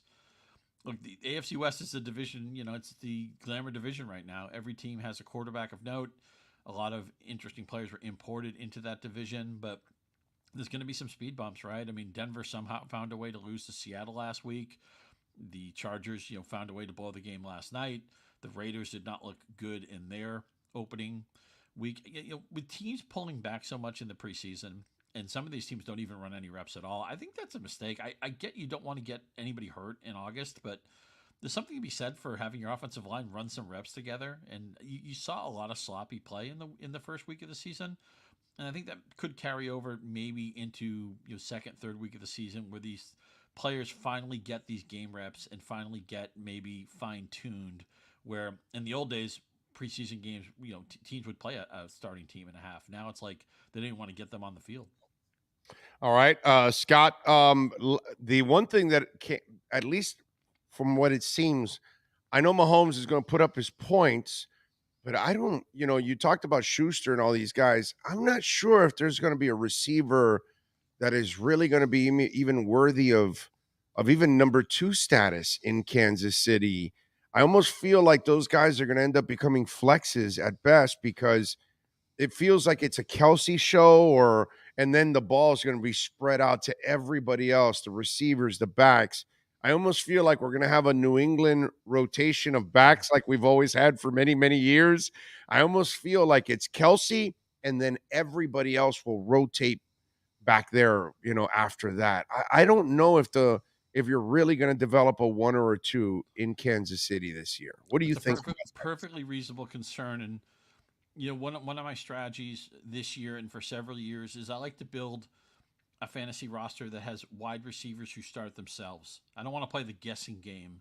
Right. Is this an Allen Lazard week? Is this a Sky Moore week? Could I trust Palmer last night? Again, late touchdown, but he really didn't pay off for you. So that's why. And look, this didn't work out if you ended up with CeeDee Lamb, but if you drafted priority receivers in your draft, you're sitting on a Jefferson, you're sitting on a Kupp, you're sitting on a Diggs, you're sitting on Devontae Adams, you're sitting on an AJ Brown. Targets, baby. That's where these teams' offenses are buttered. You look at all the receivers who got double-digit targets last week. It wasn't number 3 guys. It was all their alpha receivers. It was a really strong push-off. And it's 1 week. I get it. The NFL's a snow globe league. We could be saying different things in a week's time, but I think you need 2 or 3 receivers on your roster that start themselves, that you don't have any guesswork. You don't have any second guessing on Sunday. I want a handful of those guys on my roster. Dude, it's just that none of those guys that you have there are considered number 1s. In fact, they're shady number 2s. Mm-hmm. And they might be number 2s only because they're next to like a studly number 1. Like I remember, years ago, Eric Moulds is kicking some ass, right? And then they draft this kid out of Tennessee named Peerless Price. And Peerless has these, season and a half. It was like a half a season. Then the second season, he had a monster, which was his last season there. He had a monster year. And so people thought that he was getting ready to elevate himself to become a 1 or a 2. So the Falcons give him the money.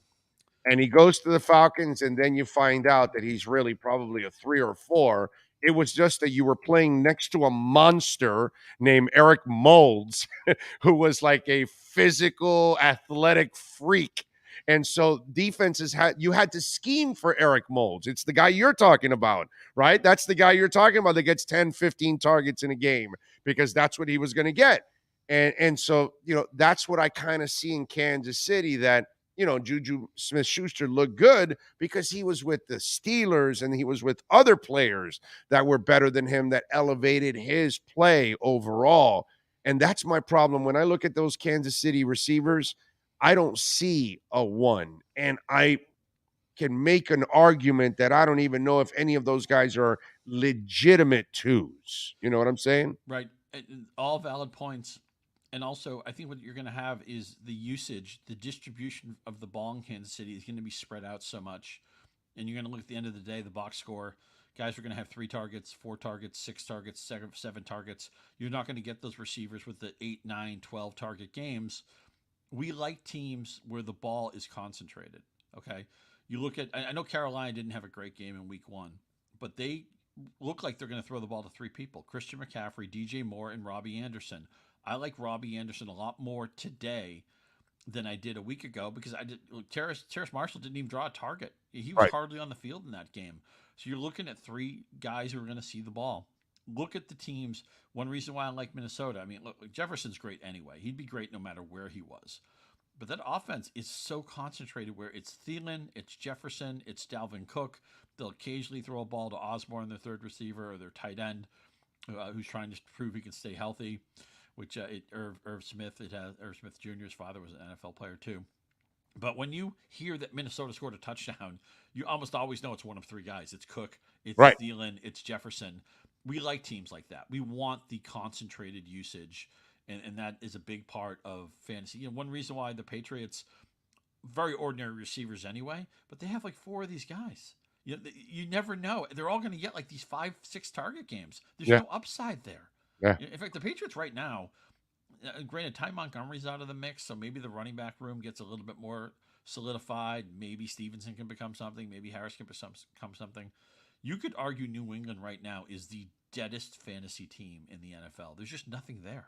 Yeah, I'm with you. By the way, can you raise your mic a little bit? Just so, if you can, a little bit, so people, because I think it's coming in. I can hear it clearly, but it looks like for people across the internet, they might be hearing it a little low. All right, get your questions in, lineup questions, send them in right now. We're going to start asking him a whole bunch of these questions. All right, let me see. Where do I start here? Razzle Dazzle Crypto.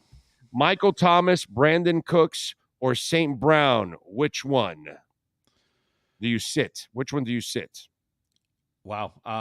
I guess I would sit Cooks just because he's playing with the lesser of the quarterbacks. I was actually really encouraged by that second half that Michael Thomas had, and all they do in Detroit is pepper St. Brown with targets off the bus, another double-digit target game, another touchdown game, and a game with a very high total. I think Washington and Detroit will score points liberally. So I would really be fine to play any of those guys, but Cooks would be the one I would sit. All right. G from Pennsylvania. Need 4 in a flex PPR. Jeff Wilson, Marquise Brown, Antonio Gibson, Matt Ryan, J.K. Dobbins, Mark Ingram, Jarvis Landry. Yeah, Dobbins, we have to see a game from, and Mark Ingram is borderline rosterable right now. They added Murray. We know Kamara is going to have a role, although he didn't actually catch a lot of passes in that game. And I assume you have to play Ryan just because of the way fantasy is scored. Let's see a game from J.K. Dobbins before we view him proactively. Okay. Let's see. What else do we have here? Victor Hernandez, Brandon Cooks, Waddle, and Pittman. Any bad options here in a PPR? Just make sure Pittman practices on Friday because he didn't practice on Thursday. But other than that, Pittman and Waddle look good to me. Waddle the long touchdown against New England, another team where the offense is concentrated. Looks like Mike Gesicki is just not a factor in this offense. It's going to be a lot of Tyreek Hill, going to be a lot of Jalen Waddle. I feel good about that. And Michael Pittman was a 3rd-round pick in a lot of leagues. I mean, he may be a top 15 pick next year in fantasy. He's going to the moon this year. All right. Remember, you can send in your questions on Twitter at Big O Show. You can also send them in on the Welton Rayom text line at 855-912-1056 and right here on the YouTube chat board. You can send them in. Frankie Fresco says, Taysom Hill, can he be an option at tight end? I think so. Now, look, 16 snaps last week. I get why that makes people nervous. But when Taysom Hill's on the field, he's usually touching the ball. He's going to have an extremely high participation rate, and he's probably their best goal line runner. And he's somebody who they'll use in a gadgety way. And keep in mind who we're comparing him to, right? Because we're not asking him to beat Kelsey or Mark Andrews or anything like that, or even like Dallas Goedert. We're asking him, is he better than Cole Kmet? Is he better than David Njoku, right? Is he better than Albert O? Which, and actually, if you went with Albert O, I wouldn't have a problem with that. But we're asking him to beat out the third tier tight ends. And I think that because they're going to use Hill in spots where he can score touchdowns and make explosive plays, I think he can do a lot with 16 snaps is low. I think that's going to go up a little bit, but he's going to be a part-time player. He's not going to be on the field every snap, and you have to be okay with that. But I think they're going to use him proactively in scoring position. I think he may end up the season with like 8 or 9 touchdowns. Jim Ferguson wants to know Deontay Johnson or Rashad Bateman. Man, it's just hard to trust this Pittsburgh offense. I know that Johnson will probably be the target hog there, but Bateman has it's just less competition for the ball. Wasn't it interesting that Lamar Jackson didn't run that much in that Jets game? Now, granted, they didn't throw the ball that much either. The score was a little bit cosmetic. That game was kind of evenly played. I don't think the Jets are quite as bad as people think they are right now, but Bateman right now, it's less competition for the ball. If I told you there was a touchdown pass thrown by the Ravens, you would expect it to be to Andrews or Bateman. I know Duvernay had that 2-touchdown game. That's going to go down as one of the flukes of the season. File that right next to the O.J. Howard 2-touchdown game. Right. I still think it's a breakout season for Rashad Bateman. I'll play him proactively. Pep0222 is saying, I need to choose 3 of 4 wideouts. Christian Kirk, Michael Thomas, Waddle, Sutton. Please help. Man, first of all, you've drafted really well because I don't see any wrong answer there. I think I would sit Kirk only because of he's with Trevor Lawrence. Those other guys have better quarterbacks, I think. But really, I don't see a wrong answer there. I was really encouraged by what I saw from Thomas. Better days are ahead for Sutton. Sutton didn't even play well in a 71-yard game. He's such a dynamic player. That's the type of depth that you built the type of team I want. I said the importance of having receivers that start themselves. Now, unfortunately, you have 4 of them that start themselves. You only have 3 spots, so maybe that will open you up to a trade. I would be fine to play any of them. Slight lean to benching Kirk, but it could really be any of those guys. Frankie wants to know Landry or Patterson. Because it's easier for Patterson to touch the ball. He was one of the more impressive players in week 1. Yeah, I wasn't sure what to do with Patterson after that breakout year out of nowhere, middle of his career, age 30. They used him in a traditional running back role. It did help that the Saints were in nickel most of that game, so power running was effective for the Falcons, but it's just easier for him to touch the ball. And Landry, we don't think of Landry generally as a downfield guy. I know he had the long catch that set up the game-winning field goal, but I'm glad you have Landry. Patterson's a running back. It's just so much easier for him to get his hands on the football. Jason Myers wants to know Brady or Wentz this week. Yeah, most weeks it's going to be Brady. You probably wouldn't even ask me, but Brady's kryptonite is the New Orleans Saints. The last time they played at Tampa Bay, 9-0 Saints. And I feel like if the Buccaneers ran offense for 7 hours that day, they wouldn't have scored. They did beat them that one time in the playoffs. It was kind of Breeze playing poorly, but the Saints defend Brady well. And look what they're drawing, right? Godwin's not going to play. Evans is dinged up. Julio's not 100%. This is a week to pull back from. I mean, you're going to have to play Leonard Fournette, and maybe you'll have to play Mike Evans. I get it, but I cannot play Brady proactively. And Carson Wentz has a lot of help. Curtis Samuel looked great last week. Jahan Dotson made a couple of plays. Antonio Gibson was effective. We know Terry McLaurin is a good football player. And the Lions could not offer any resistance last week against Philadelphia. I think that's a high-scoring game. It's maybe the only time I say this all season. I'm playing Wentz with Brady, and I'm doing it with a high level of confidence. All right. Miguel is asking, I have both Hill and Waddle. Can they both make enough points to be in the starting lineup? That is so dangerous to make that move, as good as both are, but it's so dangerous. But yeah, I would like to diversify that. I mean, don't be crazy about it. I mean, you don't trade Jalen Waddle for, Ramondre Stevenson or something like that, but I would like to have a more diversified look to that. I would just keep them together and maybe wait another week where some injuries kick in. Nobody generally is desperate to make a fantasy trade after a week. Everybody still feels pretty good about their team. Injuries haven't gone haywire yet. But eventually, I would like to trade out of. I don't want to have two receivers on the same team. It just caps your upside. I'm with you. Don't load up on V-Chain and V-Thor. Leave the V-Thor. Get Cardano. All right, here we go. Ayuk or Cooper? Man, Jacoby Brissett looks so bad in that Cleveland game. It's amazing that they somehow beat Carolina. Averaged, I think, 4.1 yards per attempt. Cooper was open on a couple of plays. Now, granted, the Niners did not coat themselves in glory in Chicago, but there was a monsoon. There's an excuse in that game. They're heavy favorites in week 2. And Ayuk had better receiving stats than Deebo Samuel in the second half of the year. Now, granted, Deebo's an active runner, and be curious to see how much they continue to run him with Eli Mitchell out of the picture. I have to use Ayuk because I just don't want to go anywhere near that Cleveland passing game right now. All right, quick answers on these last couple. Rain Man, Cooks or Curtis Samuel? PPR. Curtis Samuel, easier to touch it. All right, McFort the People, PPR, need one. AJ Dillon, Edmonds, Carter, or D. Henderson? Cam Akers looked so bad last week. I think Henderson's got 18 to 20 touches in his pocket already. All right, and Chad says flex spot, Edmonds, Judy, Devontae Smith, and Ayuk. Which one? You know, Edmonds' usage was encouraging week 1. I know he didn't do a ton with it, but he's still going to get 15 to 18 touches. I feel pretty good about that. Derek Carr, Kyler Murray. I just don't want to go near Arizona right now. Give me the favored team. And look, the Carr-Adams connection was alive and well. 17 targets. They hooked up for a touchdown. Give me Derek Carr. Claypool, Robbie Anderson. It's going to be Robbie. I don't trust Mitch Trubisky. I know Baker played horrible for half, but Robbie Anderson's got a higher floor for touches. Burkhead or Stevenson, PPR?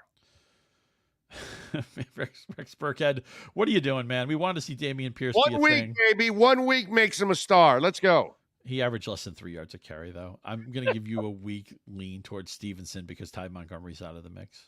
Follow him on Twitter at Scott_Pianowski. And on Sundays, he has presents for you children out there in the fantasy world. Tell him about it, Mr. Pianowski.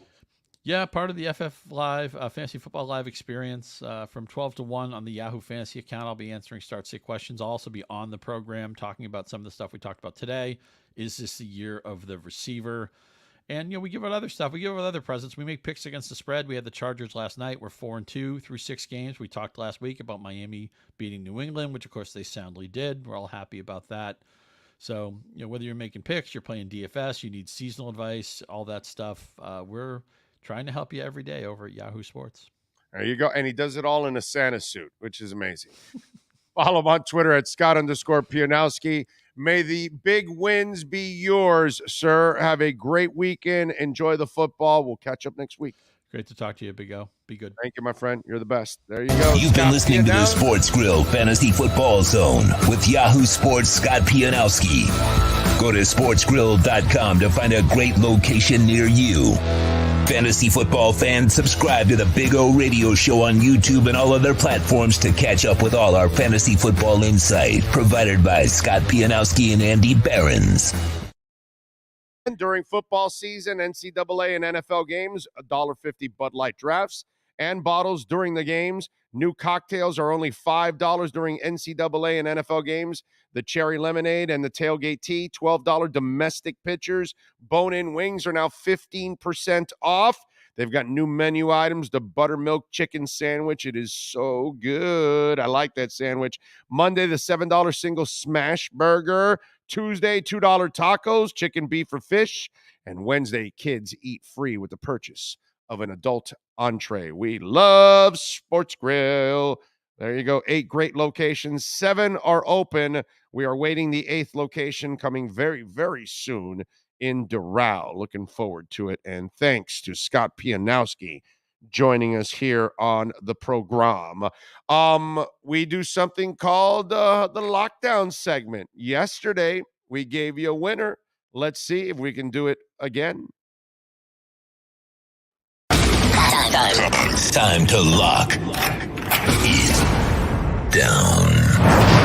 The The Lockdown is brought to you by ALennyLocksmith.com. Services in South Florida from Miami to Port St. Lucie. In Central Florida, ALennyLocksmith.com locks it down in Orlando and Tampa Bay. Here's the Big O to tell you what needs to be locked down.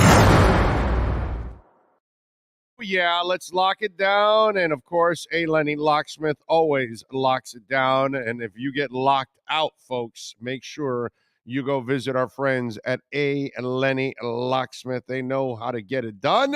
So if you get locked out of your home, locked out of your car, they can do, and they can reprogram your car keys too at A. Lenny Locksmith. Yesterday in the lockdown segment, we told you Chargers +4 because the Chiefs were favored by 4. And I kind of nailed it, didn't I? I said, I think the Chargers are going to keep this thing close. I think they're going to lose within those 4 points. And sure enough, dude, they lost by 3, 27-24. Vegas is just absolutely amazing. And so you end up winning. We are now 34-24-2. So we've won 2 in a row. Technically, we've won 2 in a row, but they won 3 in a row. Yes, exactly. Which is kind of crazy, right? Anyway, so our pick today, we're going to go with a little Dolphins and the Baltimore Ravens. The line, the Ravens are favored by 3.5. The over and under is 44.5. Miami is +160 in the money line. Baltimore is -190 in the money line, so they feel pretty confident there. I'm going to go the other way. I don't think Lamar Jackson has figured out the cover zero blitz there. I really don't. So I'm going to go Miami +3.5. That's going to go with my A. Lenny Locksmith lockdown segment. I'm locking it down, and we're going for 3 in a row. We're going to go 11 over 500 with this win on Sunday. Give me Miami Dolphins +3.5 against the Baltimore Ravens. That's our lockdown segment. The Lockdown is brought to you by ALennyLocksmith.com. Lockouts or lock changes for home or business. Car key replacements and programming. All model cars. 24-hour service. Call them anywhere in South Florida at 855-869-5625. Go to the website at ALennyLocksmith.com where we lock it down. Right, we're going to talk a little Canes football with Matt Shodell in just a second. And, Matt always brings it just like the great people, Will, Mike, all the amazing people at Cutter's Edge. And if you're looking for outdoor pest control, if you're looking to full landscape design, and listen, when you do this, you will also be increasing the value of your home. And they went out to our home and redid the front yard and the backyard. We even added artificial turf in the backyard for our dogs, which is just so amazing. And it feels like real grass. It looks like real grass. And they also use a sand that they put inside of it that also it cools it down and it cuts it in half the temperature that it normally would be. So again, that way the animals can cruise around and feel good and comfortable, and it's still cool while it gets pretty hot here in South Florida. Cutter's Edge, by the way, Total Landscape Solutions. They also do lawn and landscape maintenance for medium to large homes, condominiums, corporate parks, and large commercial building complexes in Dade, Broward, and Palm Beach County. Landscape lighting from pathway to trees to basic LED lighting, or LED lighting, shall I say, not LED. LED lighting to color-changing technology can bring the landscape to life. And so what we do in our house on Canes days, we got Canes colors. On Dolphins days, we got Dolphins colors. In October, we'll have Breast Cancer Awareness Month, so we'll do that. Towards the end, we'll have a little Halloween, and Christmas, we'll have the colors of Christmas, all that good stuff. And that's a beautiful thing. You can kind of make it almost Christmas year round. Call the great people at Cutter's Edge. There's the number 954-477-0622. Again, tree trimming, got storms coming, landscape design, outdoor lighting, irrigation design and build, synthetic turf. They do it all. Go to cuttersedgepro.com. Check them out on Instagram. You can check out all the different yards that they've done, all the different places that they work and maintain. It really is an amazing company, and they service all of South Florida. So please call Will, call Mike, and tell them that Big O sent you. 954-472-0622 for cuttersedgepro.com. Expect excellence, just like Matt Shodell.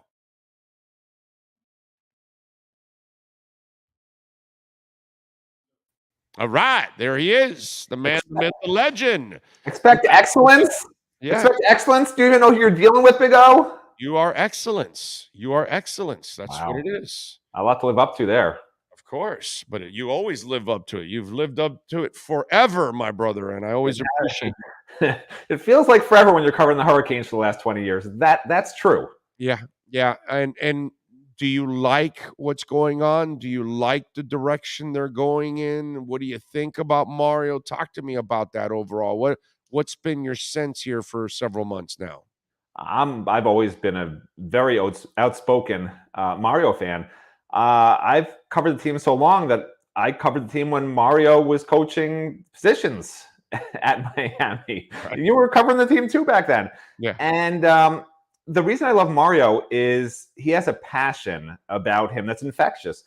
And you don't find that. We've covered so many coaches here at Miami, and some of them you're not quite sure.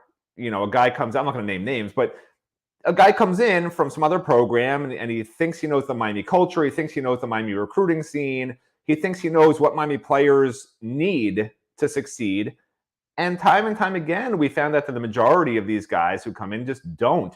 Mario gets it. Mario understands. And Mario knows that this is a program that needs to really, he won't say it, but it needs to be built from the ground up. This is still not 100% his roster. In fact, it's mainly Manny Diaz's roster. And people expect magic from 50 practices since he took over in late December.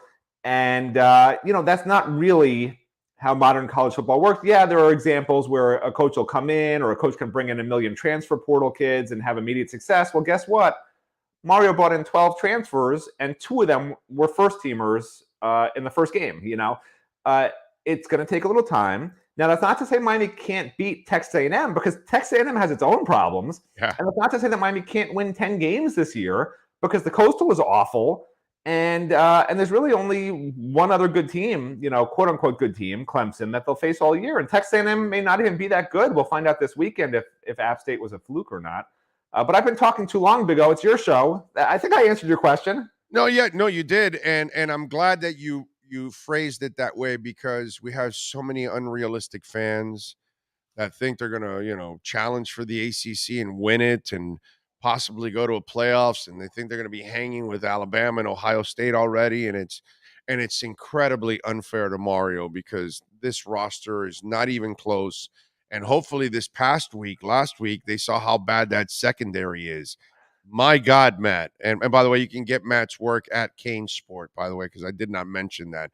Does an excellent job there at Kane Sport. So make sure you follow Matt on Twitter at Kane Sport and check him out there. But Matt, he's got a ton of work, and I know it's tough.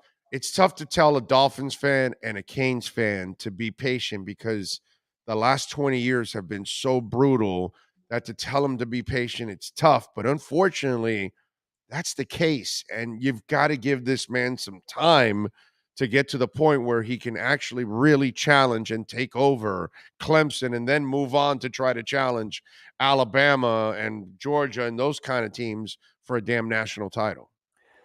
Right. Well, fans are fans, and they're called fans for a reason. Every preseason, Duke thinks they're going to win every game too. Duke's, you can pick any team. They're going to point to reasons why there can be hope for why the future is bright. I think it's real hope at Miami. I'm telling Miami fans, listen, within 2 to 4 years, this will be a playoff caliber roster. It's not right now, in my opinion. Fans can disagree because that's what fans do. That's just my personal opinion. I'm not going to lie about it. And to me, and look, I may be jaded, okay? I've covered the team since 2001. And I thought everything was going to be great in 2001. This is the greatest job ever, right? You come out of college, you start covering a national championship team. You're in the Rose Bowl, where I was.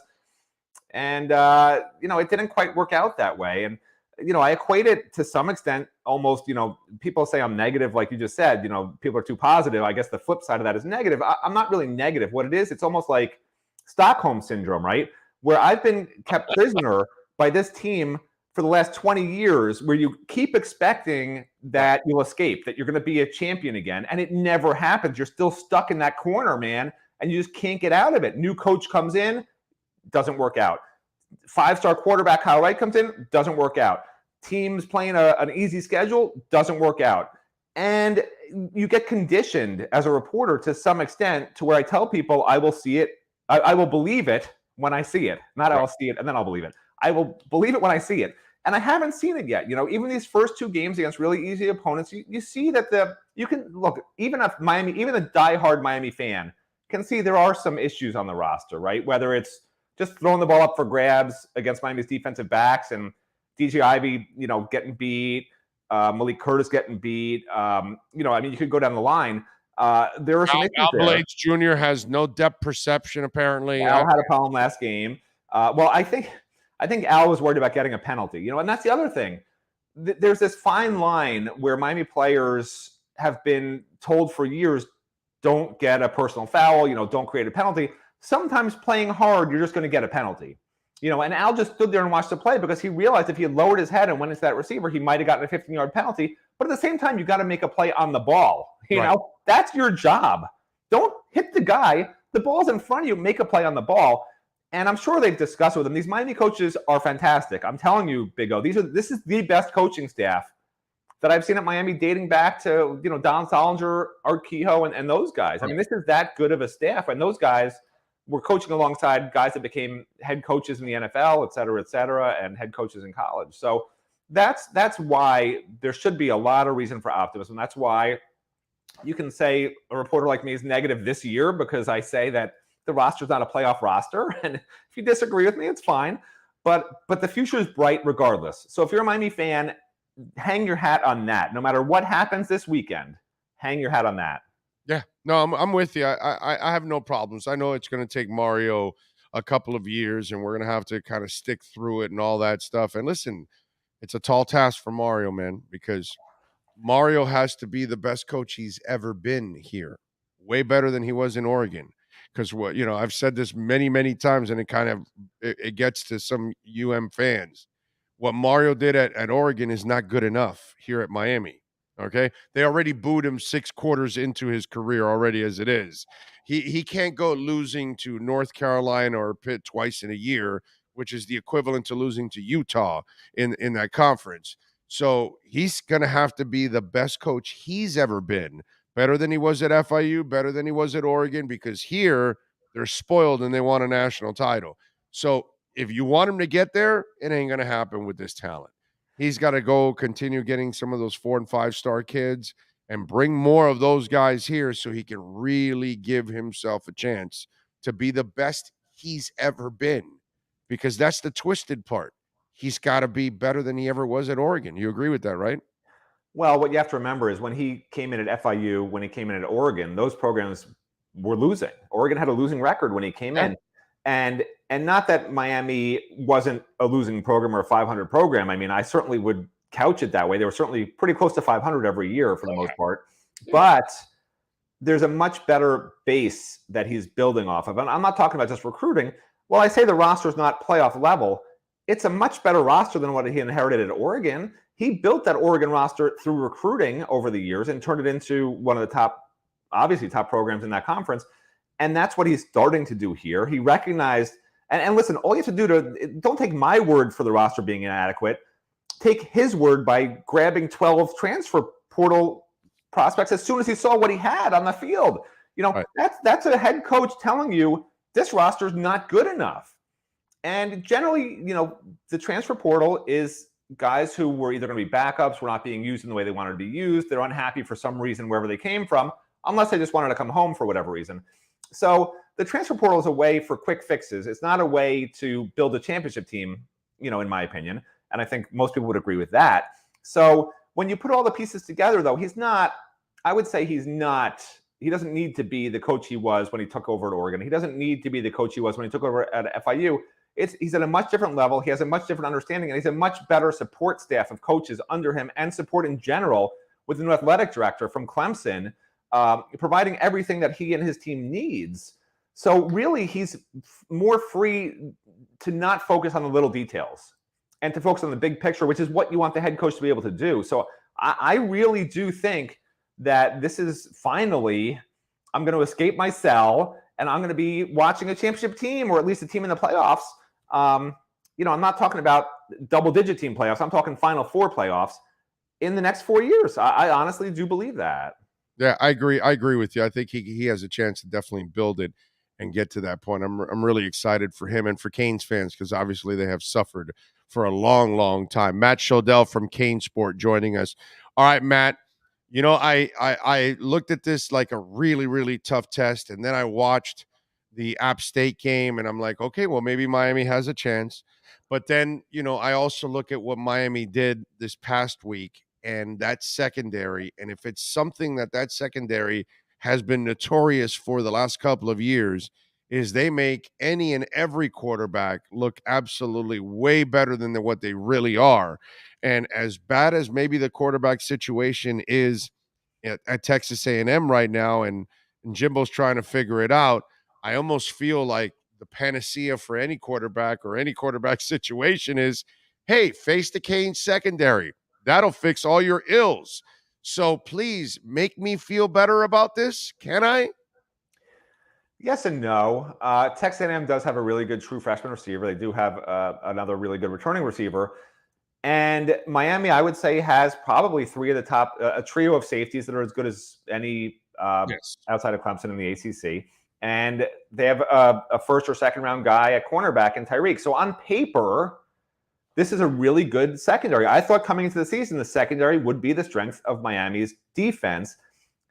So it's almost inexplicable, especially with Jamil Adai coaching them, who's really good from Georgia. It's a little inexplicable why they keep saying there's technique breakdowns and just confusion. And, it comes back to, I think to some extent, they were really relying on DJ Ivey, who's a fantastic practice player. But in games over the past 2 years now, including this year, he just seems to not, just get beat. You saw him last game. A perfect example of I don't understand what he's doing is ball comes his way, one-on-one coverage. He has great coverage. I mean, perfect blanket coverage. He's looking at the ball, and it looks like he's going to make a play on the ball. And then all of a sudden, he just turns his head and starts looking at the receiver. The receiver catches it, and then he tackles him, which I don't understand. That's not doing what you're coached to do, obviously. So it's just these little brain hiccups that if they can get it sorted out and sort of get these guys' heads on straight, they have all the talent in the secondary you need. It's just making it all sort of come together. And look, they certainly have a good chance to beat Texas A&M. They also have a good chance to lose to Texas A&M. It's almost like, it depends who you ask. It's like asking someone, are you a Democrat or Republican? They give you their answer, and they are pretty sure that's what they are. And people are pretty sure on one end that their Texas A&M is going to win. On the other end, that Miami's going to win. And then you got your people who, like, you ask, it's like asking who the libertarian candidates are going to be in the next election. And they're like, I don't know. Like that, it's those three dichotomies. There's no majority that I think saying Miami's going to win. There's no majority saying Texas A&M's going to win. There's no majority in the middle. It's like 33%, 33%, 33% from everyone I talk to, which is super weird because usually you get this swaying where people all get convinced that this team's going to win because of X, Y, and Z. And this game, people have no freaking clue. They're like, Texas A&M lost to App State. Miami did not look good on offense. No. Last game. They had to run the ball to win it in the second half, which is very unusual for Miami. And their secondary didn't look good on defense. Secondary had some problems. So you get all these, like, people just don't know what to think. Even Miami fans. I never see Miami fans ever picking Miami to lose. They're going on our YouTube channel. They're going on our message boards, picking Texas A&M to win. But only some of them. Most of them still say Miami wins. But then, the majority of the country, they don't know what to think. This is why it's almost like a season opener where you just don't know what's going to happen. I mean, it's going to be this is as exciting a game as a third game that I can remember, because usually the first game's exciting because you want to see how they're going to use the personnel. They're always hiding stuff in fall practice from us, who the depth chart's going to be, blah, blah, blah. How do guys look? So to me, this is almost like a season opener. Both teams have struggled to some extent. Both teams have not shown a lot, even against App State. I don't think Texas A&M had 38 reps on offense. You don't glean a lot from that, especially when the first half was supposed to be vanilla. So we're going to learn a lot about Miami and a lot about Texas A&M, and perhaps both teams are terrible, and perhaps both teams are great, and perhaps one team's great and one team's terrible, and we're going to start getting some answers at 9 p.m. on Saturday. Yeah, definitely. I'm with you there. Matt Shodell from Kane Sport joining us, and that's why I ask you, because I'm so concerned. To Corey Couch showed me, also lack of ball skills. Al Blades, you said he didn't make a play, but dude, you got to make a play on the ball. And he stood there waiting for the ball. And it's like, dude, don't you understand that that ball's going to fall short from you? Like, that kind of stuff. And then obviously you talk about the ultimate practice player. He reminds me of Sam Eguavoen for the Dolphins. Great preseason linebacker, but really in the regular season, you probably don't want him playing linebacker overall.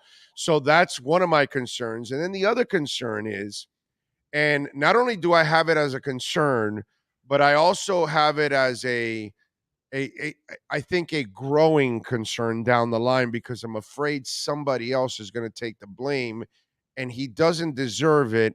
And I see it sometimes happen in other circles. Wide receiver. Now the Xavier Restrepo injury, we were wondering who the hell is going to be the number 2 guy. Well, now if Xavier's not there, then who's going to be, complimenting or taking over? And then the flip side of that, as the season goes on, here's what I'm terrified about. I think Tyler Van Dyke is a fantastic player, but I also think he doesn't have enough help. I don't think he has enough playmakers. But America seems to be kind of stupid when it comes to football at times. And they're going to start blaming him down the line and saying, well, he's got to do more, and he's got to get these guys motivated. He's got to make, and really in the end, I think Tyler's doing what he can with what he has. And I'd like to know who the hell is going to step up and help their quarterback make plays, because we have this perception in this country, college or the pros, that the quarterback seems to be the guy that makes everything happen for you. And that's just a lie. There's a lot of reasons why they win. And yes, the quarterback's one of them. But, dude, it's usually because there's a lot of people making plays for the quarterback. Does Tyler Van Dyke have enough playmakers around him? Well, I'll start with it's concerning, and I had never heard Tyler utter this before, but when he was off target, just not really doing things right last game, he told us this week that he had some mechanical problems with his footwork, which is sort of surprising for a guy like him who's just so attention to detail in everything always. So that's concerning. But as far as the playmakers, I'm not that concerned. But this is on Josh Gaddis. If you want to blame somebody, it shouldn't be Tyler Van Dyke. If it goes south, it'll be Josh. I'm not blaming him at all. I'm saying if America, if people want to blame someone if this offense doesn't perform up to expectations, it would be on Josh Gaddis. Josh Gaddis has all the pressure because he wants to be a head coach. He wants this offense to succeed. Obviously, they all do. But the other thing, there is, Xavier Restrepo, okay, he's been their leading receiver through 2 games, but there's other guys here.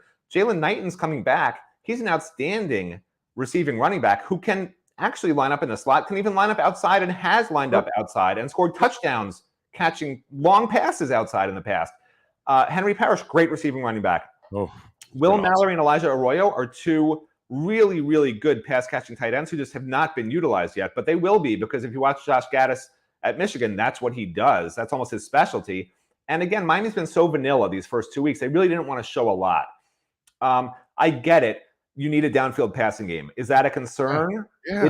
It is with these Miami receivers, for sure. When your leading receiver has been the slot receiver and your next leading receiver is the backup slot receiver, it's telling you you're not throwing the ball down the field. Now, is that by design by Josh Gaddis, or is that Josh Gaddis saying we're not going to show any of our, real downfield, intricacies in our route trees? I don't know. We'll find out this weekend. But, you heard early in fall camp, the receivers were dropping passes. The receivers were blanketed by the cornerbacks. They couldn't get open. The last 2 weeks of fall camp, they finally seemed to do better. But certainly I'm concerned about the wide receiver room. I think the tight ends and the running backs will help maybe ease things up a little bit in the passing game for Tyler in terms of checkdowns if he needs to, if those guys are not getting open downfield. But I think Brashard Smith in the slot's going to be fine.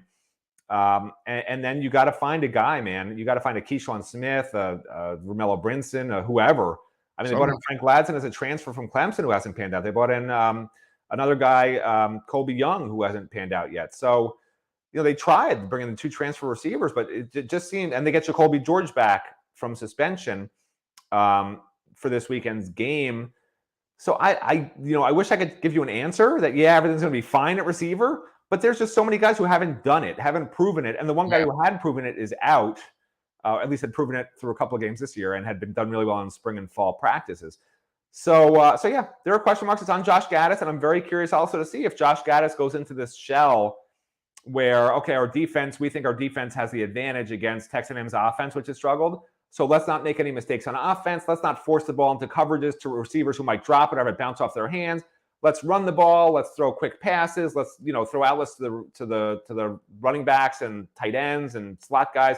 I'm very curious because my suspicion is that's what Josh Gaddis is going to do, and I think it would be a mistake. I think to win at Texas A&M, you need to get that downfield passing going from the first snap and have it hit. So Texas A&M has to respect it. And then you can do anything you want off of that. But if you're doing this little close quarter stuff and just trying to dink and dunk and grind out your 10 yards and get to 3rd and 2 so you have a manageable situation, I don't know that you win a game like this. And I do know it's going to be close at the end of the game if you do it that way. Whereas, maybe Miami's the better team and they could blow them out if they have some success passing downfield with a guy who some people said before the season is a Heisman candidate and a first-round draft pick, and he still very well may be, even though he's, hasn't really been that great the first 2 games. All right, so give me the prediction, Matt Shodell from Kane Sport. What happens? Well, I already gave my prediction on Kane Sport. I'm going to tell you the exact same thing. I work with Gary Furman. Azubi Charles is our new guy. Both of them refused to give a prediction, Big O. They said, how can you predict a game like this? It's impossible because nobody knows. A prediction would be disingenuous. They would not last 2 minutes on this show. There's no fence straddling on this show. You must make a commitment. Well, you're going to love this prediction. I'm not going to tell you anything different than what I said yesterday. I said one of these 2 teams will win by 3 points, and I stand by that.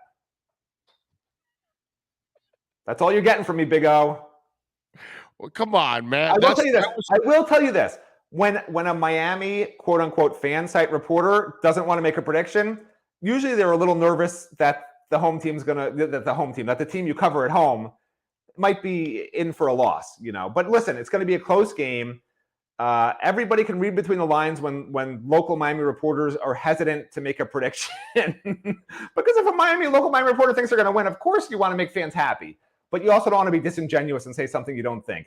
So I legitimately can see Miami losing by 3 points or winning by 3 points, maybe 51-49% Texas A&M favor, okay? That's all you're going to get from me. I don't know what else to tell you. That's just how I see it going into this game. I don't know what else to tell you because this is one of the hardest games I've ever seen in 20 plus years covering this team to predict. Because both teams have Miami hasn't really seen anybody decent skill-wise, and Texas A&M failed miserably against App State, but was supposed to be a top 5 or top 10 team in the country. So how do you predict it, Big O? I mean, what are you going to tell people? Oh, Texas A&M is winning the game. All right. Well, There you go. Yeah, I the Restrepo thing. I'm concerned that there aren't enough playmakers for Van Dyke. I know he's kept it vanilla. But I still the offensive line still isn't, up to snuff the way you really need it to be. I'm concerned that secondary they make every quarterback look good. And the worst thing is now Texas A&M is going to lose at home 2 weeks in a row. Wow, dude. Yeah, I have a hard time believing that. And right now, I just don't know if the Canes are good enough to go in there and win that game. It's not like I think they're going to get blown out or anything because I don't think Texas A&M is that good. It's just I haven't seen enough from Miami to feel good that they can even eke out a win against these guys. So we'll see. Listen, Miami likes it when you pick against them because then they get the us against the world thing going. Oh, whatever. And truthfully, listen, I tell people this, and I believe this too.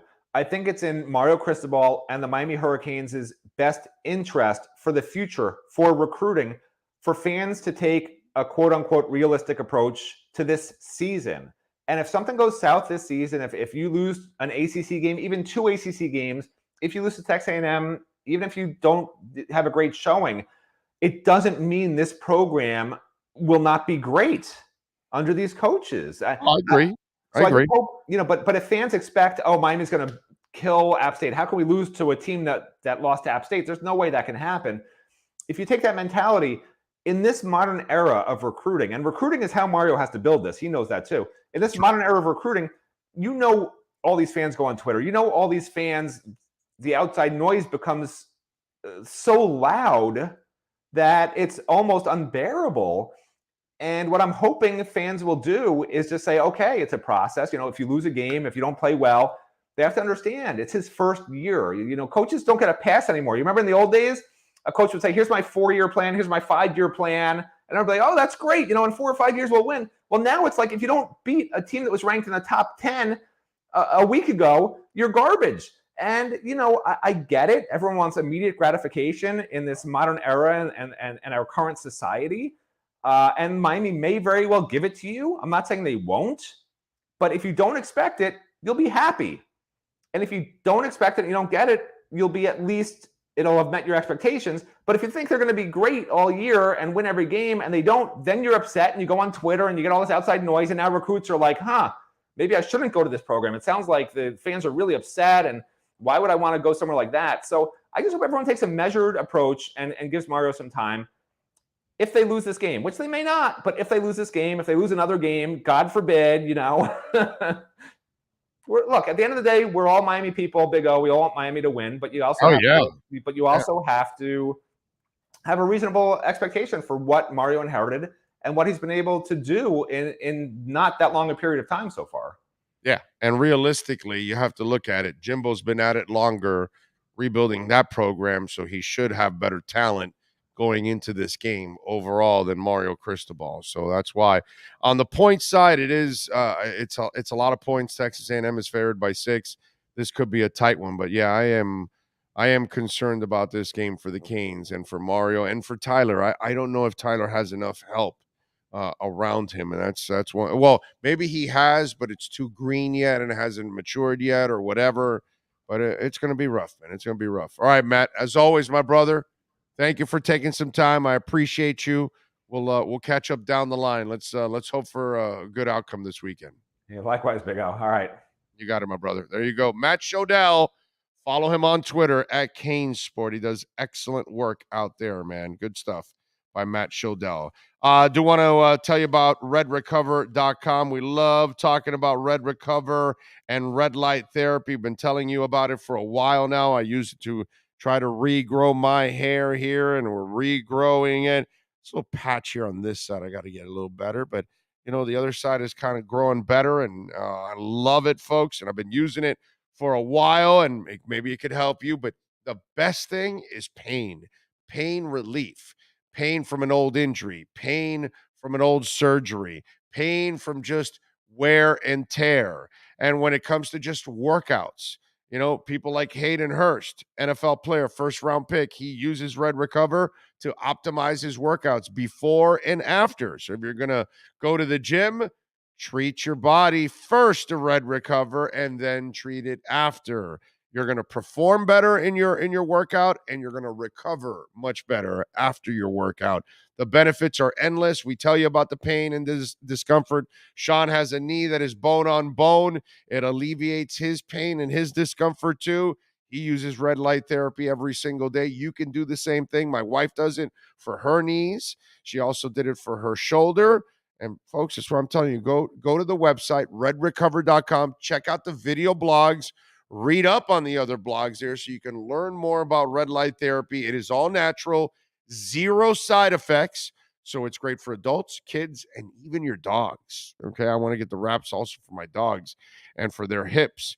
Go to redrecover.com. Use our code Big O. You will get 10% off. redrecover.com. All right. Let's see. Chargers D the last 2 years. Okay. So I guess it's all been Herbert talk on the chat board the entire time. Okay. Big O, I missed it. When is DDW? Oh God. You know what? I did it again. I didn't send DDW an invite. I forgot to set him up for today. He was supposed to be on today with us. And now it's too late because I've got a meeting. And I don't even know if he's available at this moment.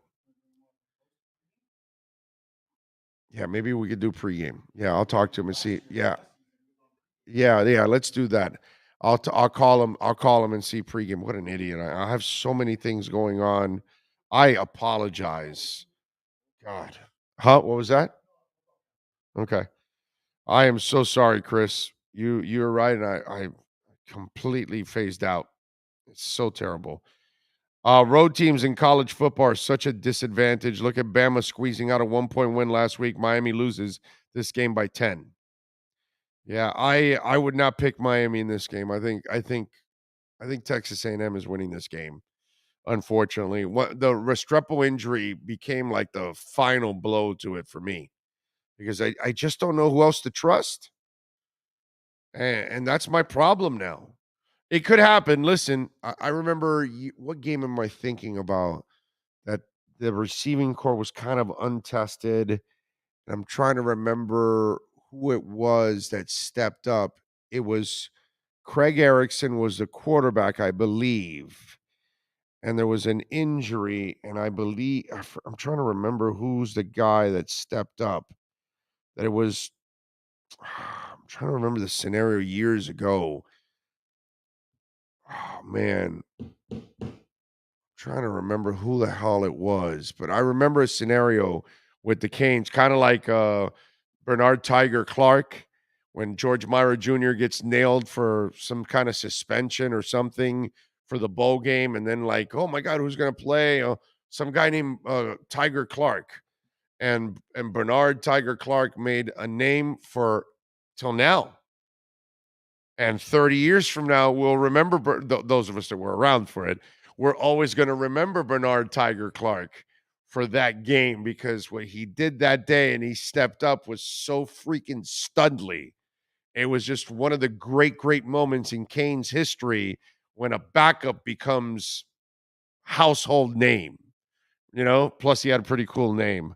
But I'm trying to remember the receiver from back in the day that he didn't have a lot of experience. I think he ended up becoming a good receiver, but at that moment he was kind of untested, came out of nowhere and really had a monster game. And I believe Craig Erickson was the quarterback. I want to say Bethel. No, yeah, you can throw names. If you say it, I might remember the name. No, definitely not Melvin Bratton.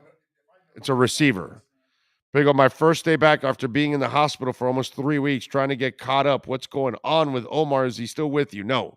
Omar had an exclusive deal with I Am Athlete, and so he is over there now, unfortunately. But that's how life goes, and it absolutely sucks that we lose Omar. I love Omar. But hey, man, I'm happy for Omar. Super happy for Omar because he left the Sun Sentinel. If he wanted this job and this opportunity and a fresh start, doing something else, then God bless him, bro. Super happy for him. But we have great people like Joe Shad. We have Cameron Wolf, Marcel Louis Jacques, Alan Poupart. We have great people. So we're good. What else? Are you concerned Tua gives out too much information to be used against him in the playbook? Height. The media is not your drinking buddy. Perfect Q. The stuff about the height, NFL teams and those of us that know the game, we already knew that fact. Those of you that are acting the height is something new to you, you don't know football. You don't know the quarterback position. Just want to enlighten you out there. Everyone in the NFL knows about shorter quarterbacks and how the adjustment that they're making behind the line of scrimmage and everything else. Everyone in the NFL knows about it. You know what I would wish? I wish Tua would lie to us all the time. because he's such a good dude and he's so honest that the honesty is not good because some of you out there, you're not educated enough to know that that honesty is nothing but the obvious. Those of us that follow the game, we already knew what Breeze had to overcome, and Flutie and Kyler Murray and all of that. Tua's telling you that he can't see over the line. That's normal. Neither could Breeze. We all know that. We all know about passing lanes. We all know about timing. We all know about throwing to spots. Those of us that actually follow the game and understand it, maybe not to the extent of offensive coordinators, and those people are going to know it way better than I ever will. But see, the problem is that some of you out there are wowed by somebody that tells you, oh, they're in cover 12. So they must actually really know about the game. No, they just played a lot of Madden and they got to learn about that kind of stuff. Doesn't mean that they know about the nuances of the game. And apparently a lot of you out there didn't know about the nuances of shorter quarterbacks in the NFL and the history of it, which doesn't stop them from succeeding in the NFL. It doesn't stop them from playing in the NFL. But apparently some of you out there think that that's some kind of top secret information. Hilarious. Go ahead, shoot. No. I think it might have been Wesley Carroll. Dale Dawkins. It was Dale Dawkins. It was Dale Dawkins. Dale Dawkins was unproven until that point. And he exploded. I can't even remember the exact game or anything like that. It was Dale freaking Dawkins. Nice job by you. Dale Dawkins. It was Dale Dawkins. It was Dale Dawkins. Because I think Wesley came in hyped up. I want to say Wesley Carroll was from like the New Orleans area or something. Wesley Carroll? Just click his name. Was he like from the New Orleans area or something? I think he came with some hype. But Dale Dawkins was an unknown, came off the bench. Cleveland, Ohio. Okay. I was born. Okay. No. Okay, Cleveland. But anyway, so Dale, and I forgot the game. It was Dale Dawkins. Definitely remember it was Dale Dawkins. Came out of nowhere and saved the Canes' ass. I don't know if you guys remember. There's a UM freak watching somewhere, maybe listening to the podcast later on, and he'll tell me exactly the game that Dale Dawkins like blew up. One of you will know. I can't remember everything. Let's see. Teddy Klein says, always talking Fran Tarkin that what did he ever win NFC championships? Great scrambler, but that's it. He had a good run, good defense, like the Bills, no titles. Teddy, does that mean, so I guess Marino sucks too, right? Tall QBs, short QBs like Tarkenton and Marino, they can't be great, of course, because they didn't win a title. Oh, and the Bills too, and Jim Kelly also sucks too. Here, Teddy, here's what we got for you, buddy. Here's what we got for you, Teddy. There you go, my brother. That's not the kind of people we need on the chat board. So thank you, Teddy. Appreciate it, but you will no longer be allowed on the chat board anymore. Because, of course, in your eyes, Fran Tarkenton, Jim Kelly, and Dan Marino, they all sucked. They didn't win anything. Just getting to NFC championship games, AFC championship games, getting to the Super Bowl, it's not good enough. I got you, Teddy. It's all good, my brother. You keep seeing it through those glasses of yours. We like it, bro. Way to go, Teddy. Devin Jordan, thank you, sir, for the love on the super chat. Yes. Yeah, block Teddy. Yes. Yeah, Teddy Clayton, you can block his ass. Big O, what are your thoughts on Brett Favre? Oh, Devin, I've been talking about this for months now. Months. Everybody's like kind of on it now, but I've been talking about him stealing this money from Mississippi for a couple months now. He's a total scumbag. Well, yes, sir. I got a question. Is this two separate things or does this tie into the whole? It's the same one.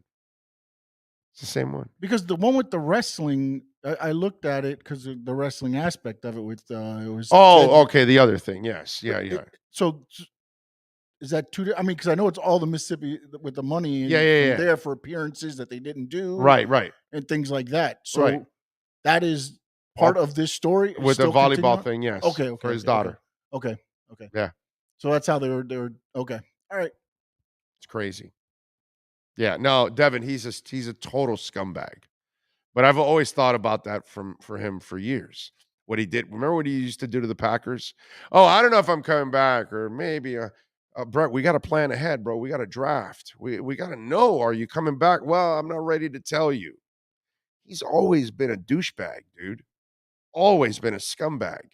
So this is nothing new. Dick pics, stealing money from poor, treating the Packers like crap, leaving them hanging, all of that. He is such a D-bag that he did anything and everything to get back out of the Jets, to go back into that division, to go play for the Vikings, to go stick it to the Packers, because he wanted to be such a D-bag.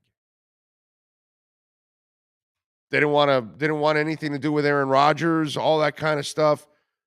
Nothing about Favre is good, dude. It's just the problem is, Devin, we have this thing in our society that we prop these athletes up into this pedestal, and we allow them to get away with everything and anything. Meanwhile, good people like Russell Wilson, like Tua Tagovailoa, we go out of our way to assassinate their character and who they are. It's amazing, dude. You could be Deshaun Watson and they'll prop you up, and you can be Brett Favre and they'll prop you up, and you can be trying to figure out what's another player that has done stupid things or dirty things, and then they prop them up anyway. I'm sure there's many others. I'm brain farting right now, and yet great people, great human beings, great leaders. Hey, did you see what Russell Wilson was wearing in the game? Oh, did you see Russell Wilson in that video for the Broncos trying to cheer people up? Get them hyped up because, okay, so he's not Mr. Personality. So let's slam him. We have a weird society, Devin. We have a society that I just don't understand, dude, at times. We prop the wrong people up, and we destroy the wrong people all the time. Weird. Oh, can you pop it up there for me? Okay. All right. EM Baller, by the way, also dropped one. He says PFF said Mac outplayed Tua. Well, see, I don't that Pro Football Focus for me, I don't even pay attention to it. Ever notice how I never use it inside my discussions or stats or anything? I never use PFF. Muzi, thank you, sir. Do people really think if Miami drafted Herbert, he would have had any success with Flo? Tua would have killed it with the Chargers' talent, and people would have said we should have drafted Tua instead. Amen to that, Muzi. Amen to that. Thank you, my friend. I appreciate it. Joe Shad seems to forget that last year I told him, and I think I told Poupart that also, and you guys know it if you listen to the show enough. Did I not say that the Chargers would have been in the playoffs last year with Tua? I think I said that. I think I said that with the Titans, they would go farther with Tua than they do with Tannehill. I think I said, give him what Kirk Cousins has in Minnesota, Tannehill in Tennessee, Matt Stafford and the Rams, Justin Herbert in LA, and he'll be in the playoffs too with all those guys, with all those teams. Because he didn't have a playoff team. Let's see. Okay. All right. No, it would. Oh, wait a minute. Are we in the? Is this not the second to last Friday? When it is not the second to last, but I remember we talked about this when he said that there was a deadline. I believe we had a conversation about September. We were saying today, and then he had said that there was a deadline because of the business taxes. Oh, Now that I didn't remember that until he just sent this text. By the way, tell I him can't that. remember. Tell him that we'll come So- back here next week. Okay. Okay. All right. Tell him that. Tell him I say that we're going to be back here next week. Okay. So we'll do it twice this month, and that's it. And that's all. Because we don't have to be. Because we have one more at Acura, right? Okay.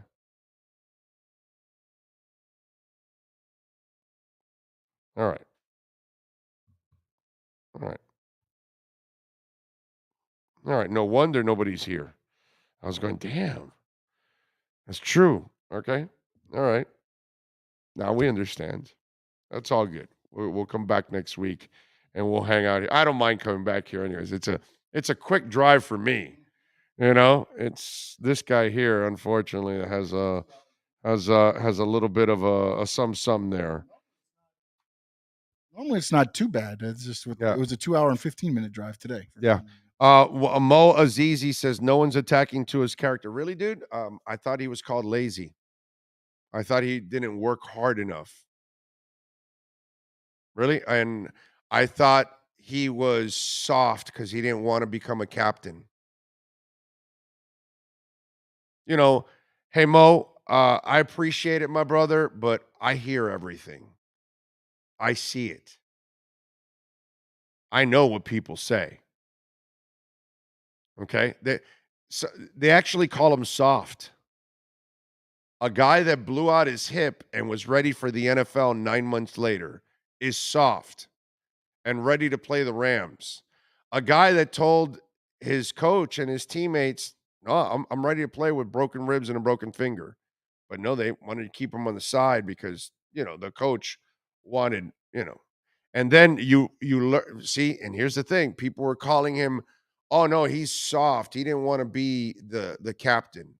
Well, no, he didn't want to be the captain because you had to go politic for it because Flo wanted you to politic for it. And he wasn't going to politic for it. You don't politic to be captain. They choose you to be captain because of the natural way you carry yourself.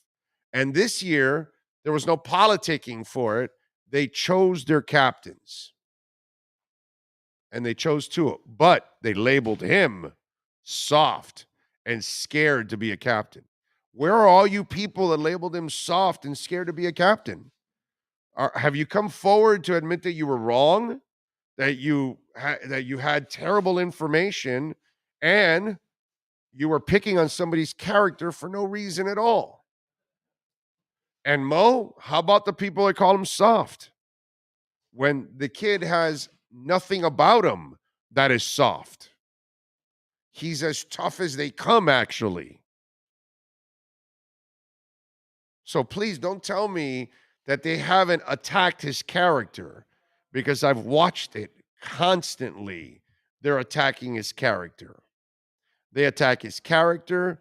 They attack his play. They treat him completely unfairly. Last night, I watched both quarterbacks underthrow balls consistently. Several balls on both sides were underthrown. But when Tua does it, it's a disease. Mahomes was almost intercepted. Oh my God. Last week when Tua was almost intercepted, he didn't play well. He was almost intercepted. I didn't know almost intercepted was a stat, but it is for Tua. Not for any other quarterback, but for Tua, it's always a stat. Almost intercepted. So, Mo, please don't tell me that they're attacking that kid in every way, shape, or form. And now the Justin Herbert people, boy, those butthurt people. Mo says, I stand corrected, Big O. It's all good, baby. I hear it. I see it.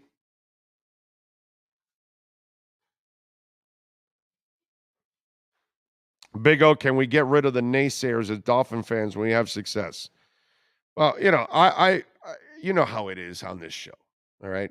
If you're a disrespectful idiot, you'll get blocked. But you know how it is. The real dummies that come up with stupid things, then those are people we block also. The ones that really don't understand anything. Like, what was the guy's name? Stanley or something? Who's the guy that I just blocked now? Oh, you're Sean Stanley. No, but the other guy. What's his name? Was it Stanley or something? Yeah, see, that's the thing. You forget about these people like right away. Some guy that had no idea about, was it short quarterbacks or something like that? Or what was it? What was something? I forgot what it was now. That was yesterday. Okay. What was today? It was something today that was kind of ridiculous. I forgot what it was. Let's see. What else do we have here? Oh my God, Big O, I've been struggling with bad people getting away with so much and others getting peed on. I agree 100%. Tua either performs or he doesn't. I still don't think we have seen enough to give him an extension. Nobody's saying to give him an extension. I'm just saying, treat him fairly. That's all. Just what you're going to criticize him for, make sure you criticize the other guy for. Because Tua doesn't have 4 fourth quarter pick sixes. In fact, does he have one?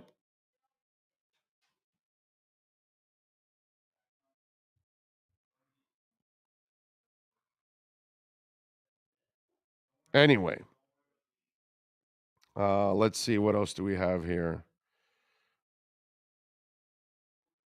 You said that in response to a question I had for you a few weeks ago, I asked what you thought if you thought we would win a Super Bowl with Herbert. Huh? Oh, he's talking to somebody else? Oh, yeah. Yeah, I said, yes, exactly. Yeah, I've said that. I've said Tua can win more than some of these other guys are doing right now. But he has less. Let's see. Is it a defensive coordinator didn't know short QBs can't see over the line? They probably aren't worth worrying about. Exactly. Yep. Yeah, it was it's just kind of ridiculous. Anyway, what are you gonna do? I do like the Packers, by the way, this week. I'm not giving you my A. Lenny Locksmith. I already gave you that one. But I probably am going to lay the 9.5 with the Packers and the Bears. He owns them, man, badly. God, he kills that team every time. Really does. That's the other one that I was looking at. Can I ask something? Does the NFL hate us? You know where I'm going? You're not. No. Have you seen what they're doing to us this weekend? Houston's at Denver. You want to watch that? Cincinnati's at Dallas. You really want to watch that? Dallas? Nobody wants. There's no Dak anymore. Cooper Rush. Seattle. Oh, is that the 49ers? I couldn't understand my chicken scratch. The 49ers are a disaster. And go Seattle, by the way. So you're going to watch Geno Smith against Trey Lance. Falcons at Rams. The Falcons have mailed it in. They're not even trying to win this year. The Commanders at the Lions.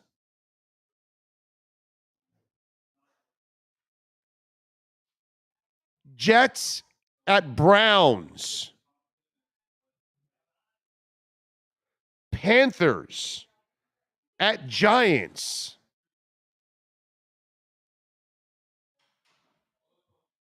Pats at Steelers. Mac versus Mitchapalooza. And Karen says that's the game they're showing in Tampa, by the way. Which one? Pat Steelers is the Tampa in Tampa. That's the game that they get.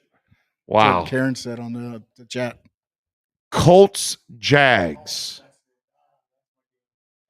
1, 2, 3, 4, 5, 6, 7, 8, 9 games, dude. Those are 9 games on the NFL slate. Like they were setting the schedule and go, all right, let's give them a hell of a first week, but boy, the second week we're really going to lay a monster turd out there. Think about those matchups.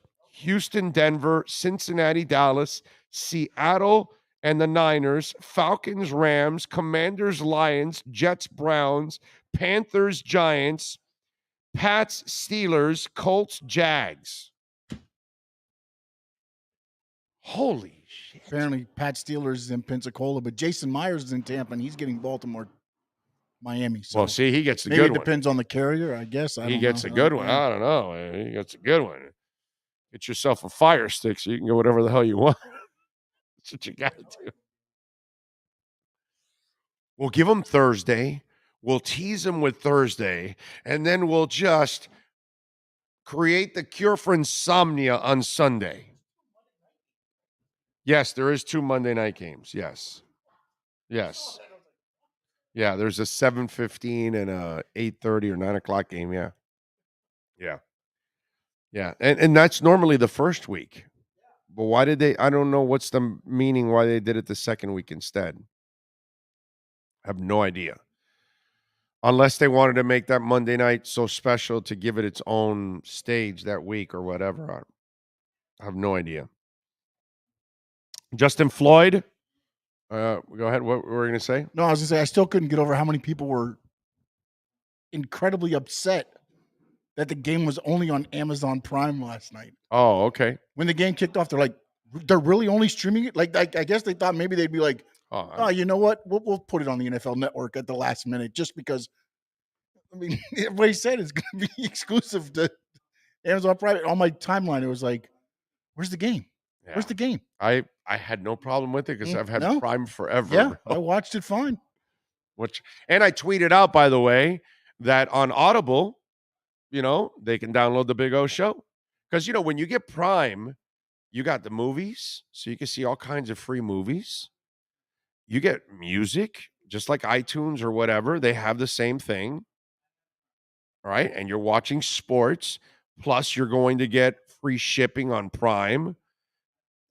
I looked it up yesterday, what I pay. It's $129.99, $130.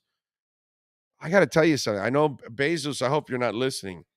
It's a freaking steal for $130 what you get with Prime.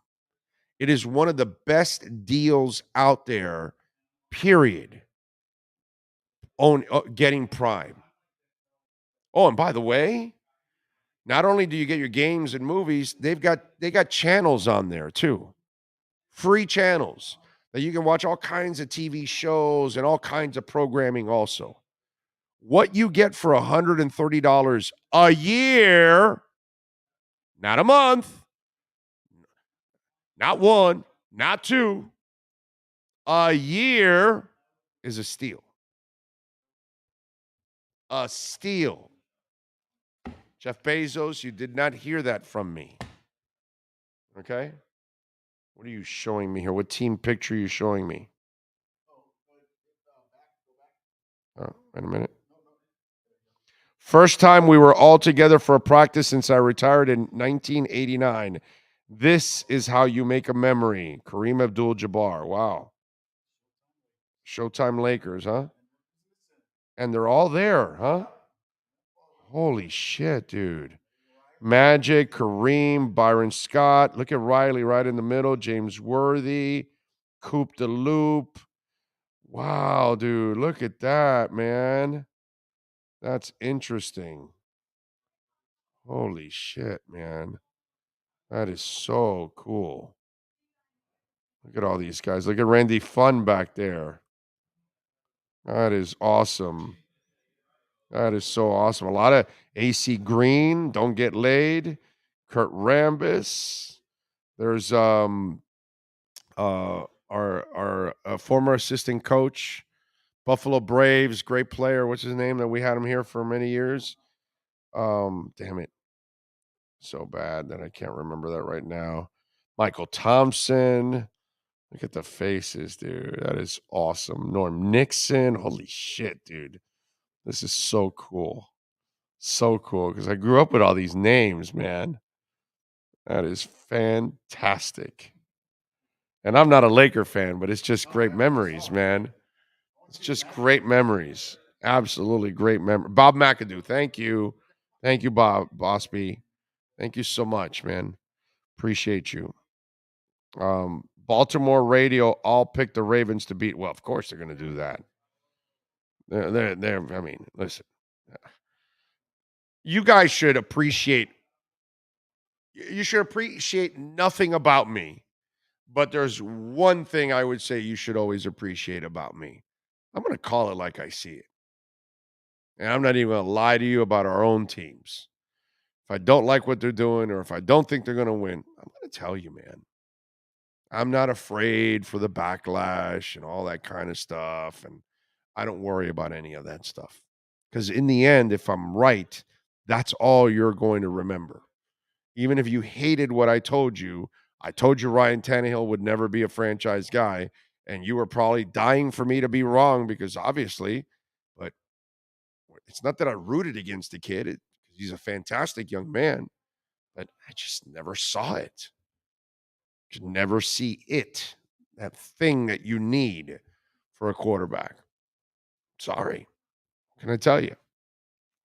You know, same thing as Saturday. Love the U. I hope I'm dead wrong. I hope Mike and I are doing the post-game show, and I'm talking about, wow, I'm really happy they won because I thought this was going to be a loss, and I'm glad I'm dead wrong. Don't have a problem with being dead wrong in that sense. So there you go. Dougie has the Ravens winning this weekend. He does. Nice. We'll talk about that on Sunday. We'll get Doug on, and we'll talk about that. Anyway, all right. What else do we have here? Sports and business. You know what happens when sports and business collide, baby? We do one thing. We like to do our KSDT CPA Sports Business Report.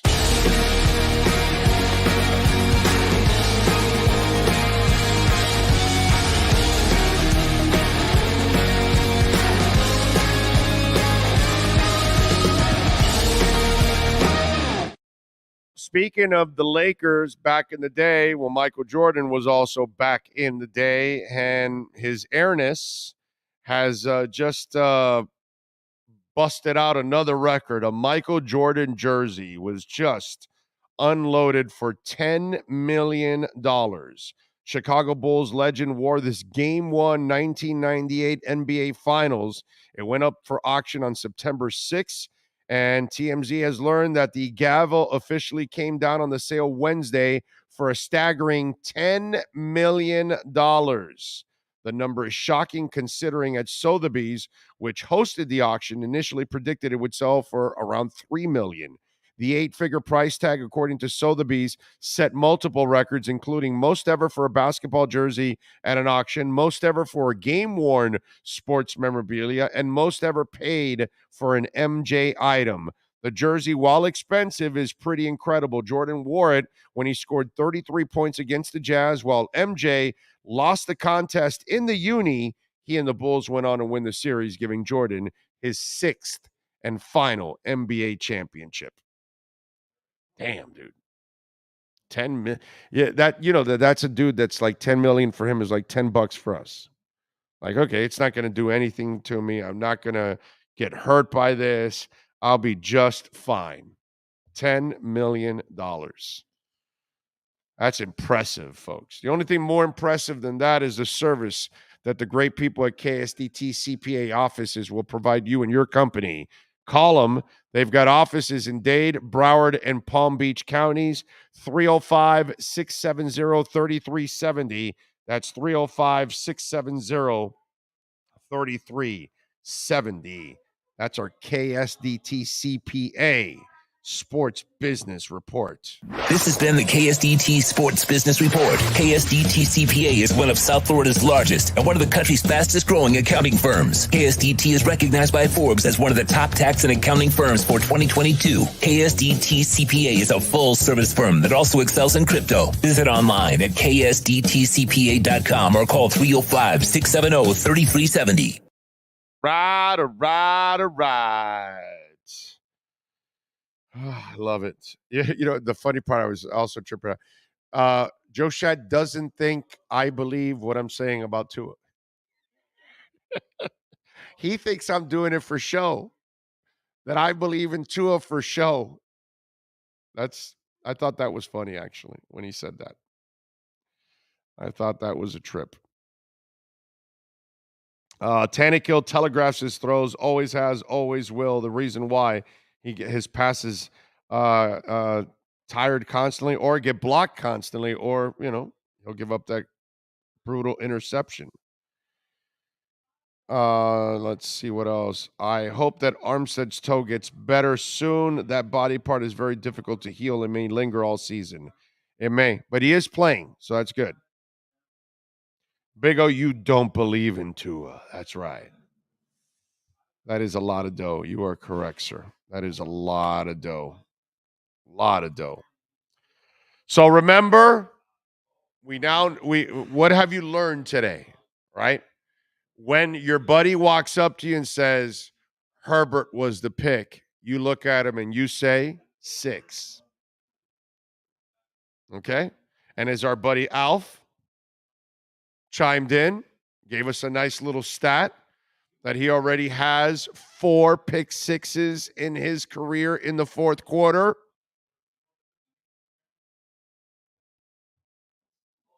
Tell you. Isn't he just started his third season? Yeah, all losses. That's right. Isn't this starting his third season? Isn't that a high rate to have 4 fourth quarter pick sixes in just over 2 seasons? I'm just saying. I'm asking for a friend. Just asking for a friend. What if Tua had 4 fourth quarter pick sixes in 2 years? What would you Tua haters be saying? Oh, that guy's a choker. Not only is he, hey Mo, remember? Not only is he soft, okay? Not only is he weak because he didn't want to be a captain, but he's also a choker because he has 4 fourth quarter pick sixes. I'm just saying, as O.J. Simpson would do. I'm just saying.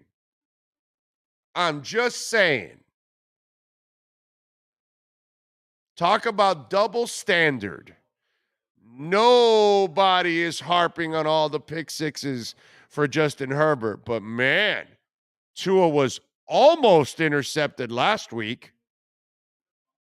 Because, of course, an almost interception from Tua is much worse than 4 fourth quarter pick sixes in losses by Justin Herbert in just 2 short seasons.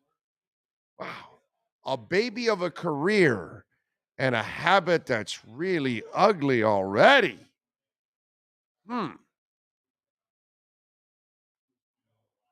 He's thrown one pick six in the fourth quarter. Okay. Oh, he threw one against the Jets, but it wasn't a fourth quarter. Okay. Look it up. What quarter. And they won that game. Ha! There you go.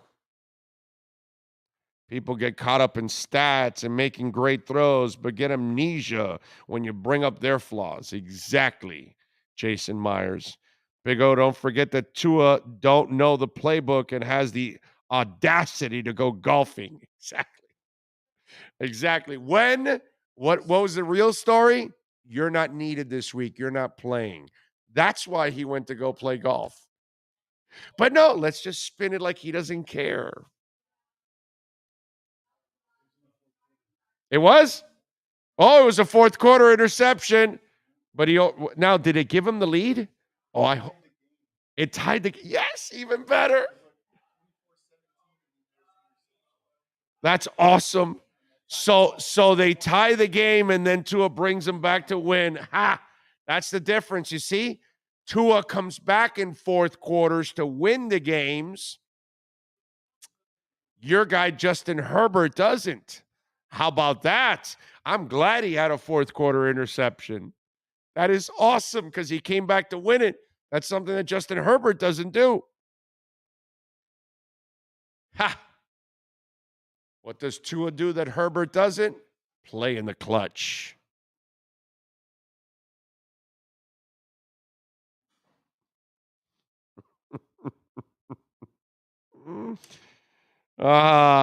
Sebastian says Tua's a real QB. Never forget when Tannehill would say hut on run plays and hut on pass plays to hike the ball. He did it every play for a whole season. Yeah, there was that. I remember we were recording it and we would have fun with that audio. I forgot how it went, but I think it was something like what you said. Yeah. While Herbert was playing golf, Tua was training with teammates. I don't like Phil Simms or hot takes either because they put him down all the time and wondering why they hate him so much. It's not right. I never saw so much hate on Tua. But you're talking about Chris Simms, by the way, not Phil Simms. You're talking about his son, is what you're talking about, not the dad. The dad doesn't do all the hate stuff on Tua. It's Chris Simms that does all the ridiculous. He's the one that has some of the most ridiculous takes I've ever seen, actually. He's really not very good on sports talk. I don't know why, but whatever. Huh? He's what? He's there to be the hot take guy. Yeah. That's his Yeah, job. but his takes are terrible. No, they're terrible, but they get the clicks. Yeah. That's the thing. It's this. But have a hot take. Have a hot take that, yeah. He's paid to look stupid. Right, yeah. That's what he's there for. That's well, okay. You know, that's actually a great breakdown on your part. It's super accurate. He's paid to look stupid. Right. It doesn't matter. Right. Yeah. Right. Exactly. And it helps the other guy because he'll look much better next to him. I got you. Devin Jordan chiming in again with a little love on the super chat. Big O, did you see Trey Lance making it rain in the strip club after a loss? Just imagine if it was Tua.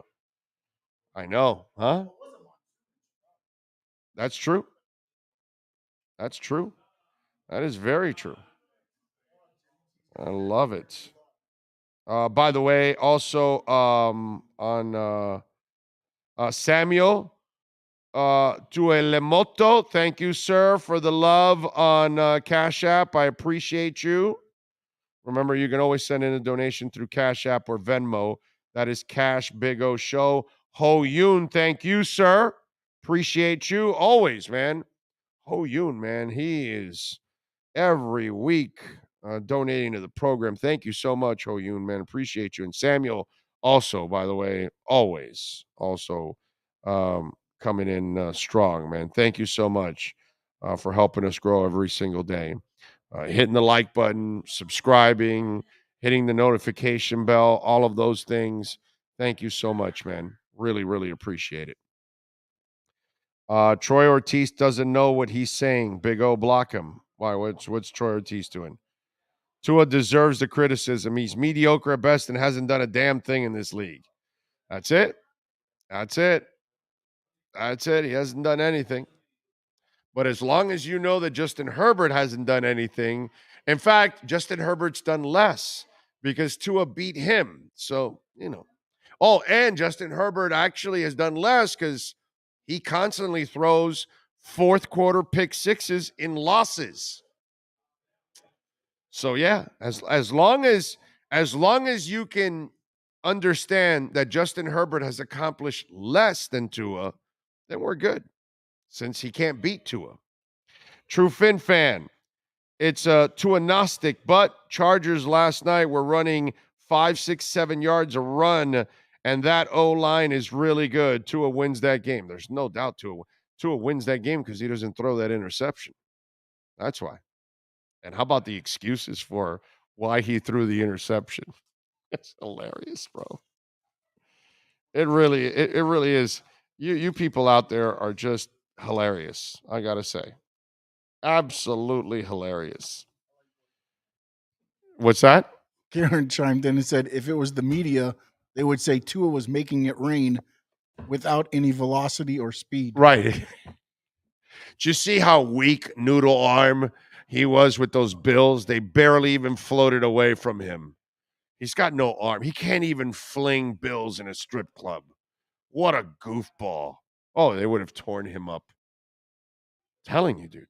He has that game last night that Herbert has, and ESPN all day for the next 2 days.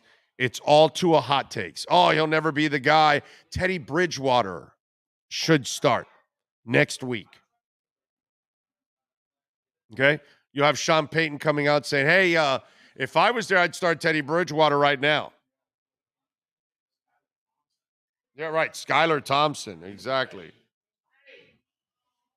Now you're rubbing salt in the wound. Oh, Mo, I'm just getting started, my brother.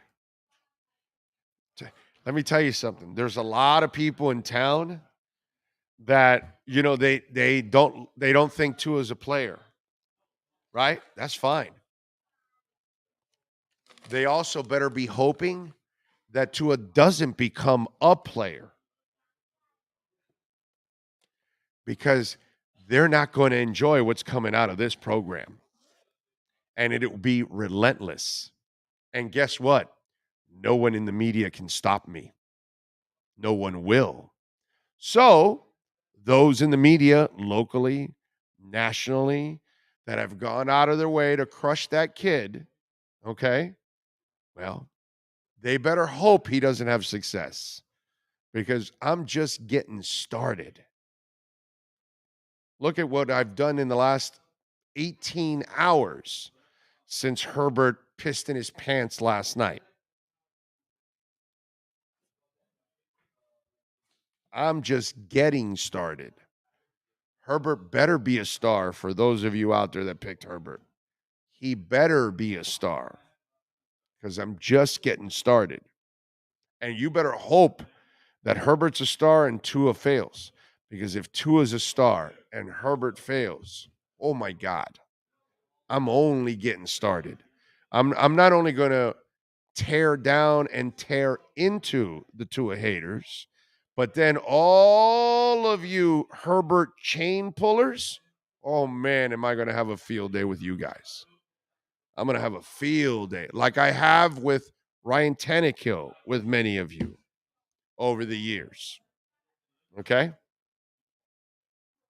And the best part was watching you guys get suckered for the second time when he went to Tennessee. And you still didn't believe in it. Freaking amazing. All right, what am I doing? Oh, True Fin Fan, thank you for the love and the super chat, my brother. Does the media hate Miami in every sport, Big O?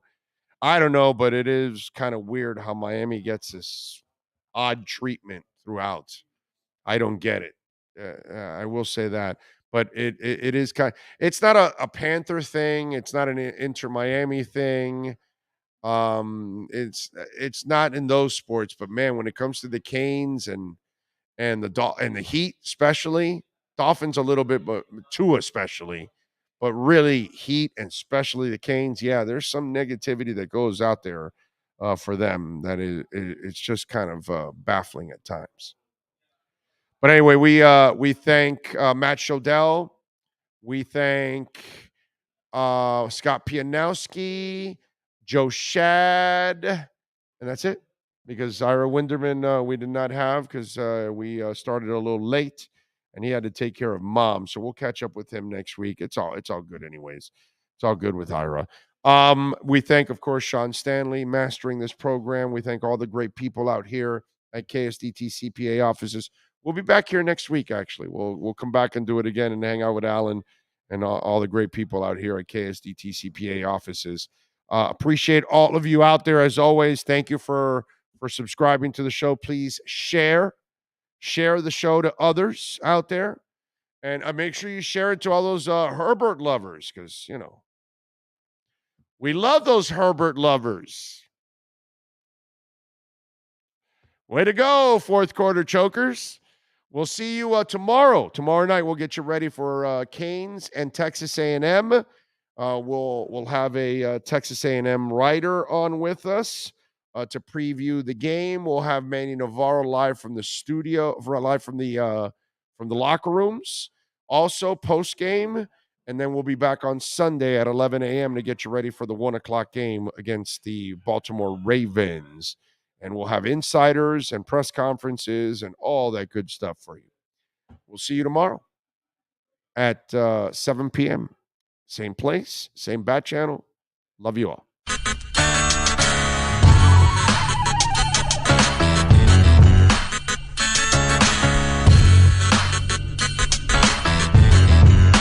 This is the Big O Show. This is the Big O Show. This is the Big O Show.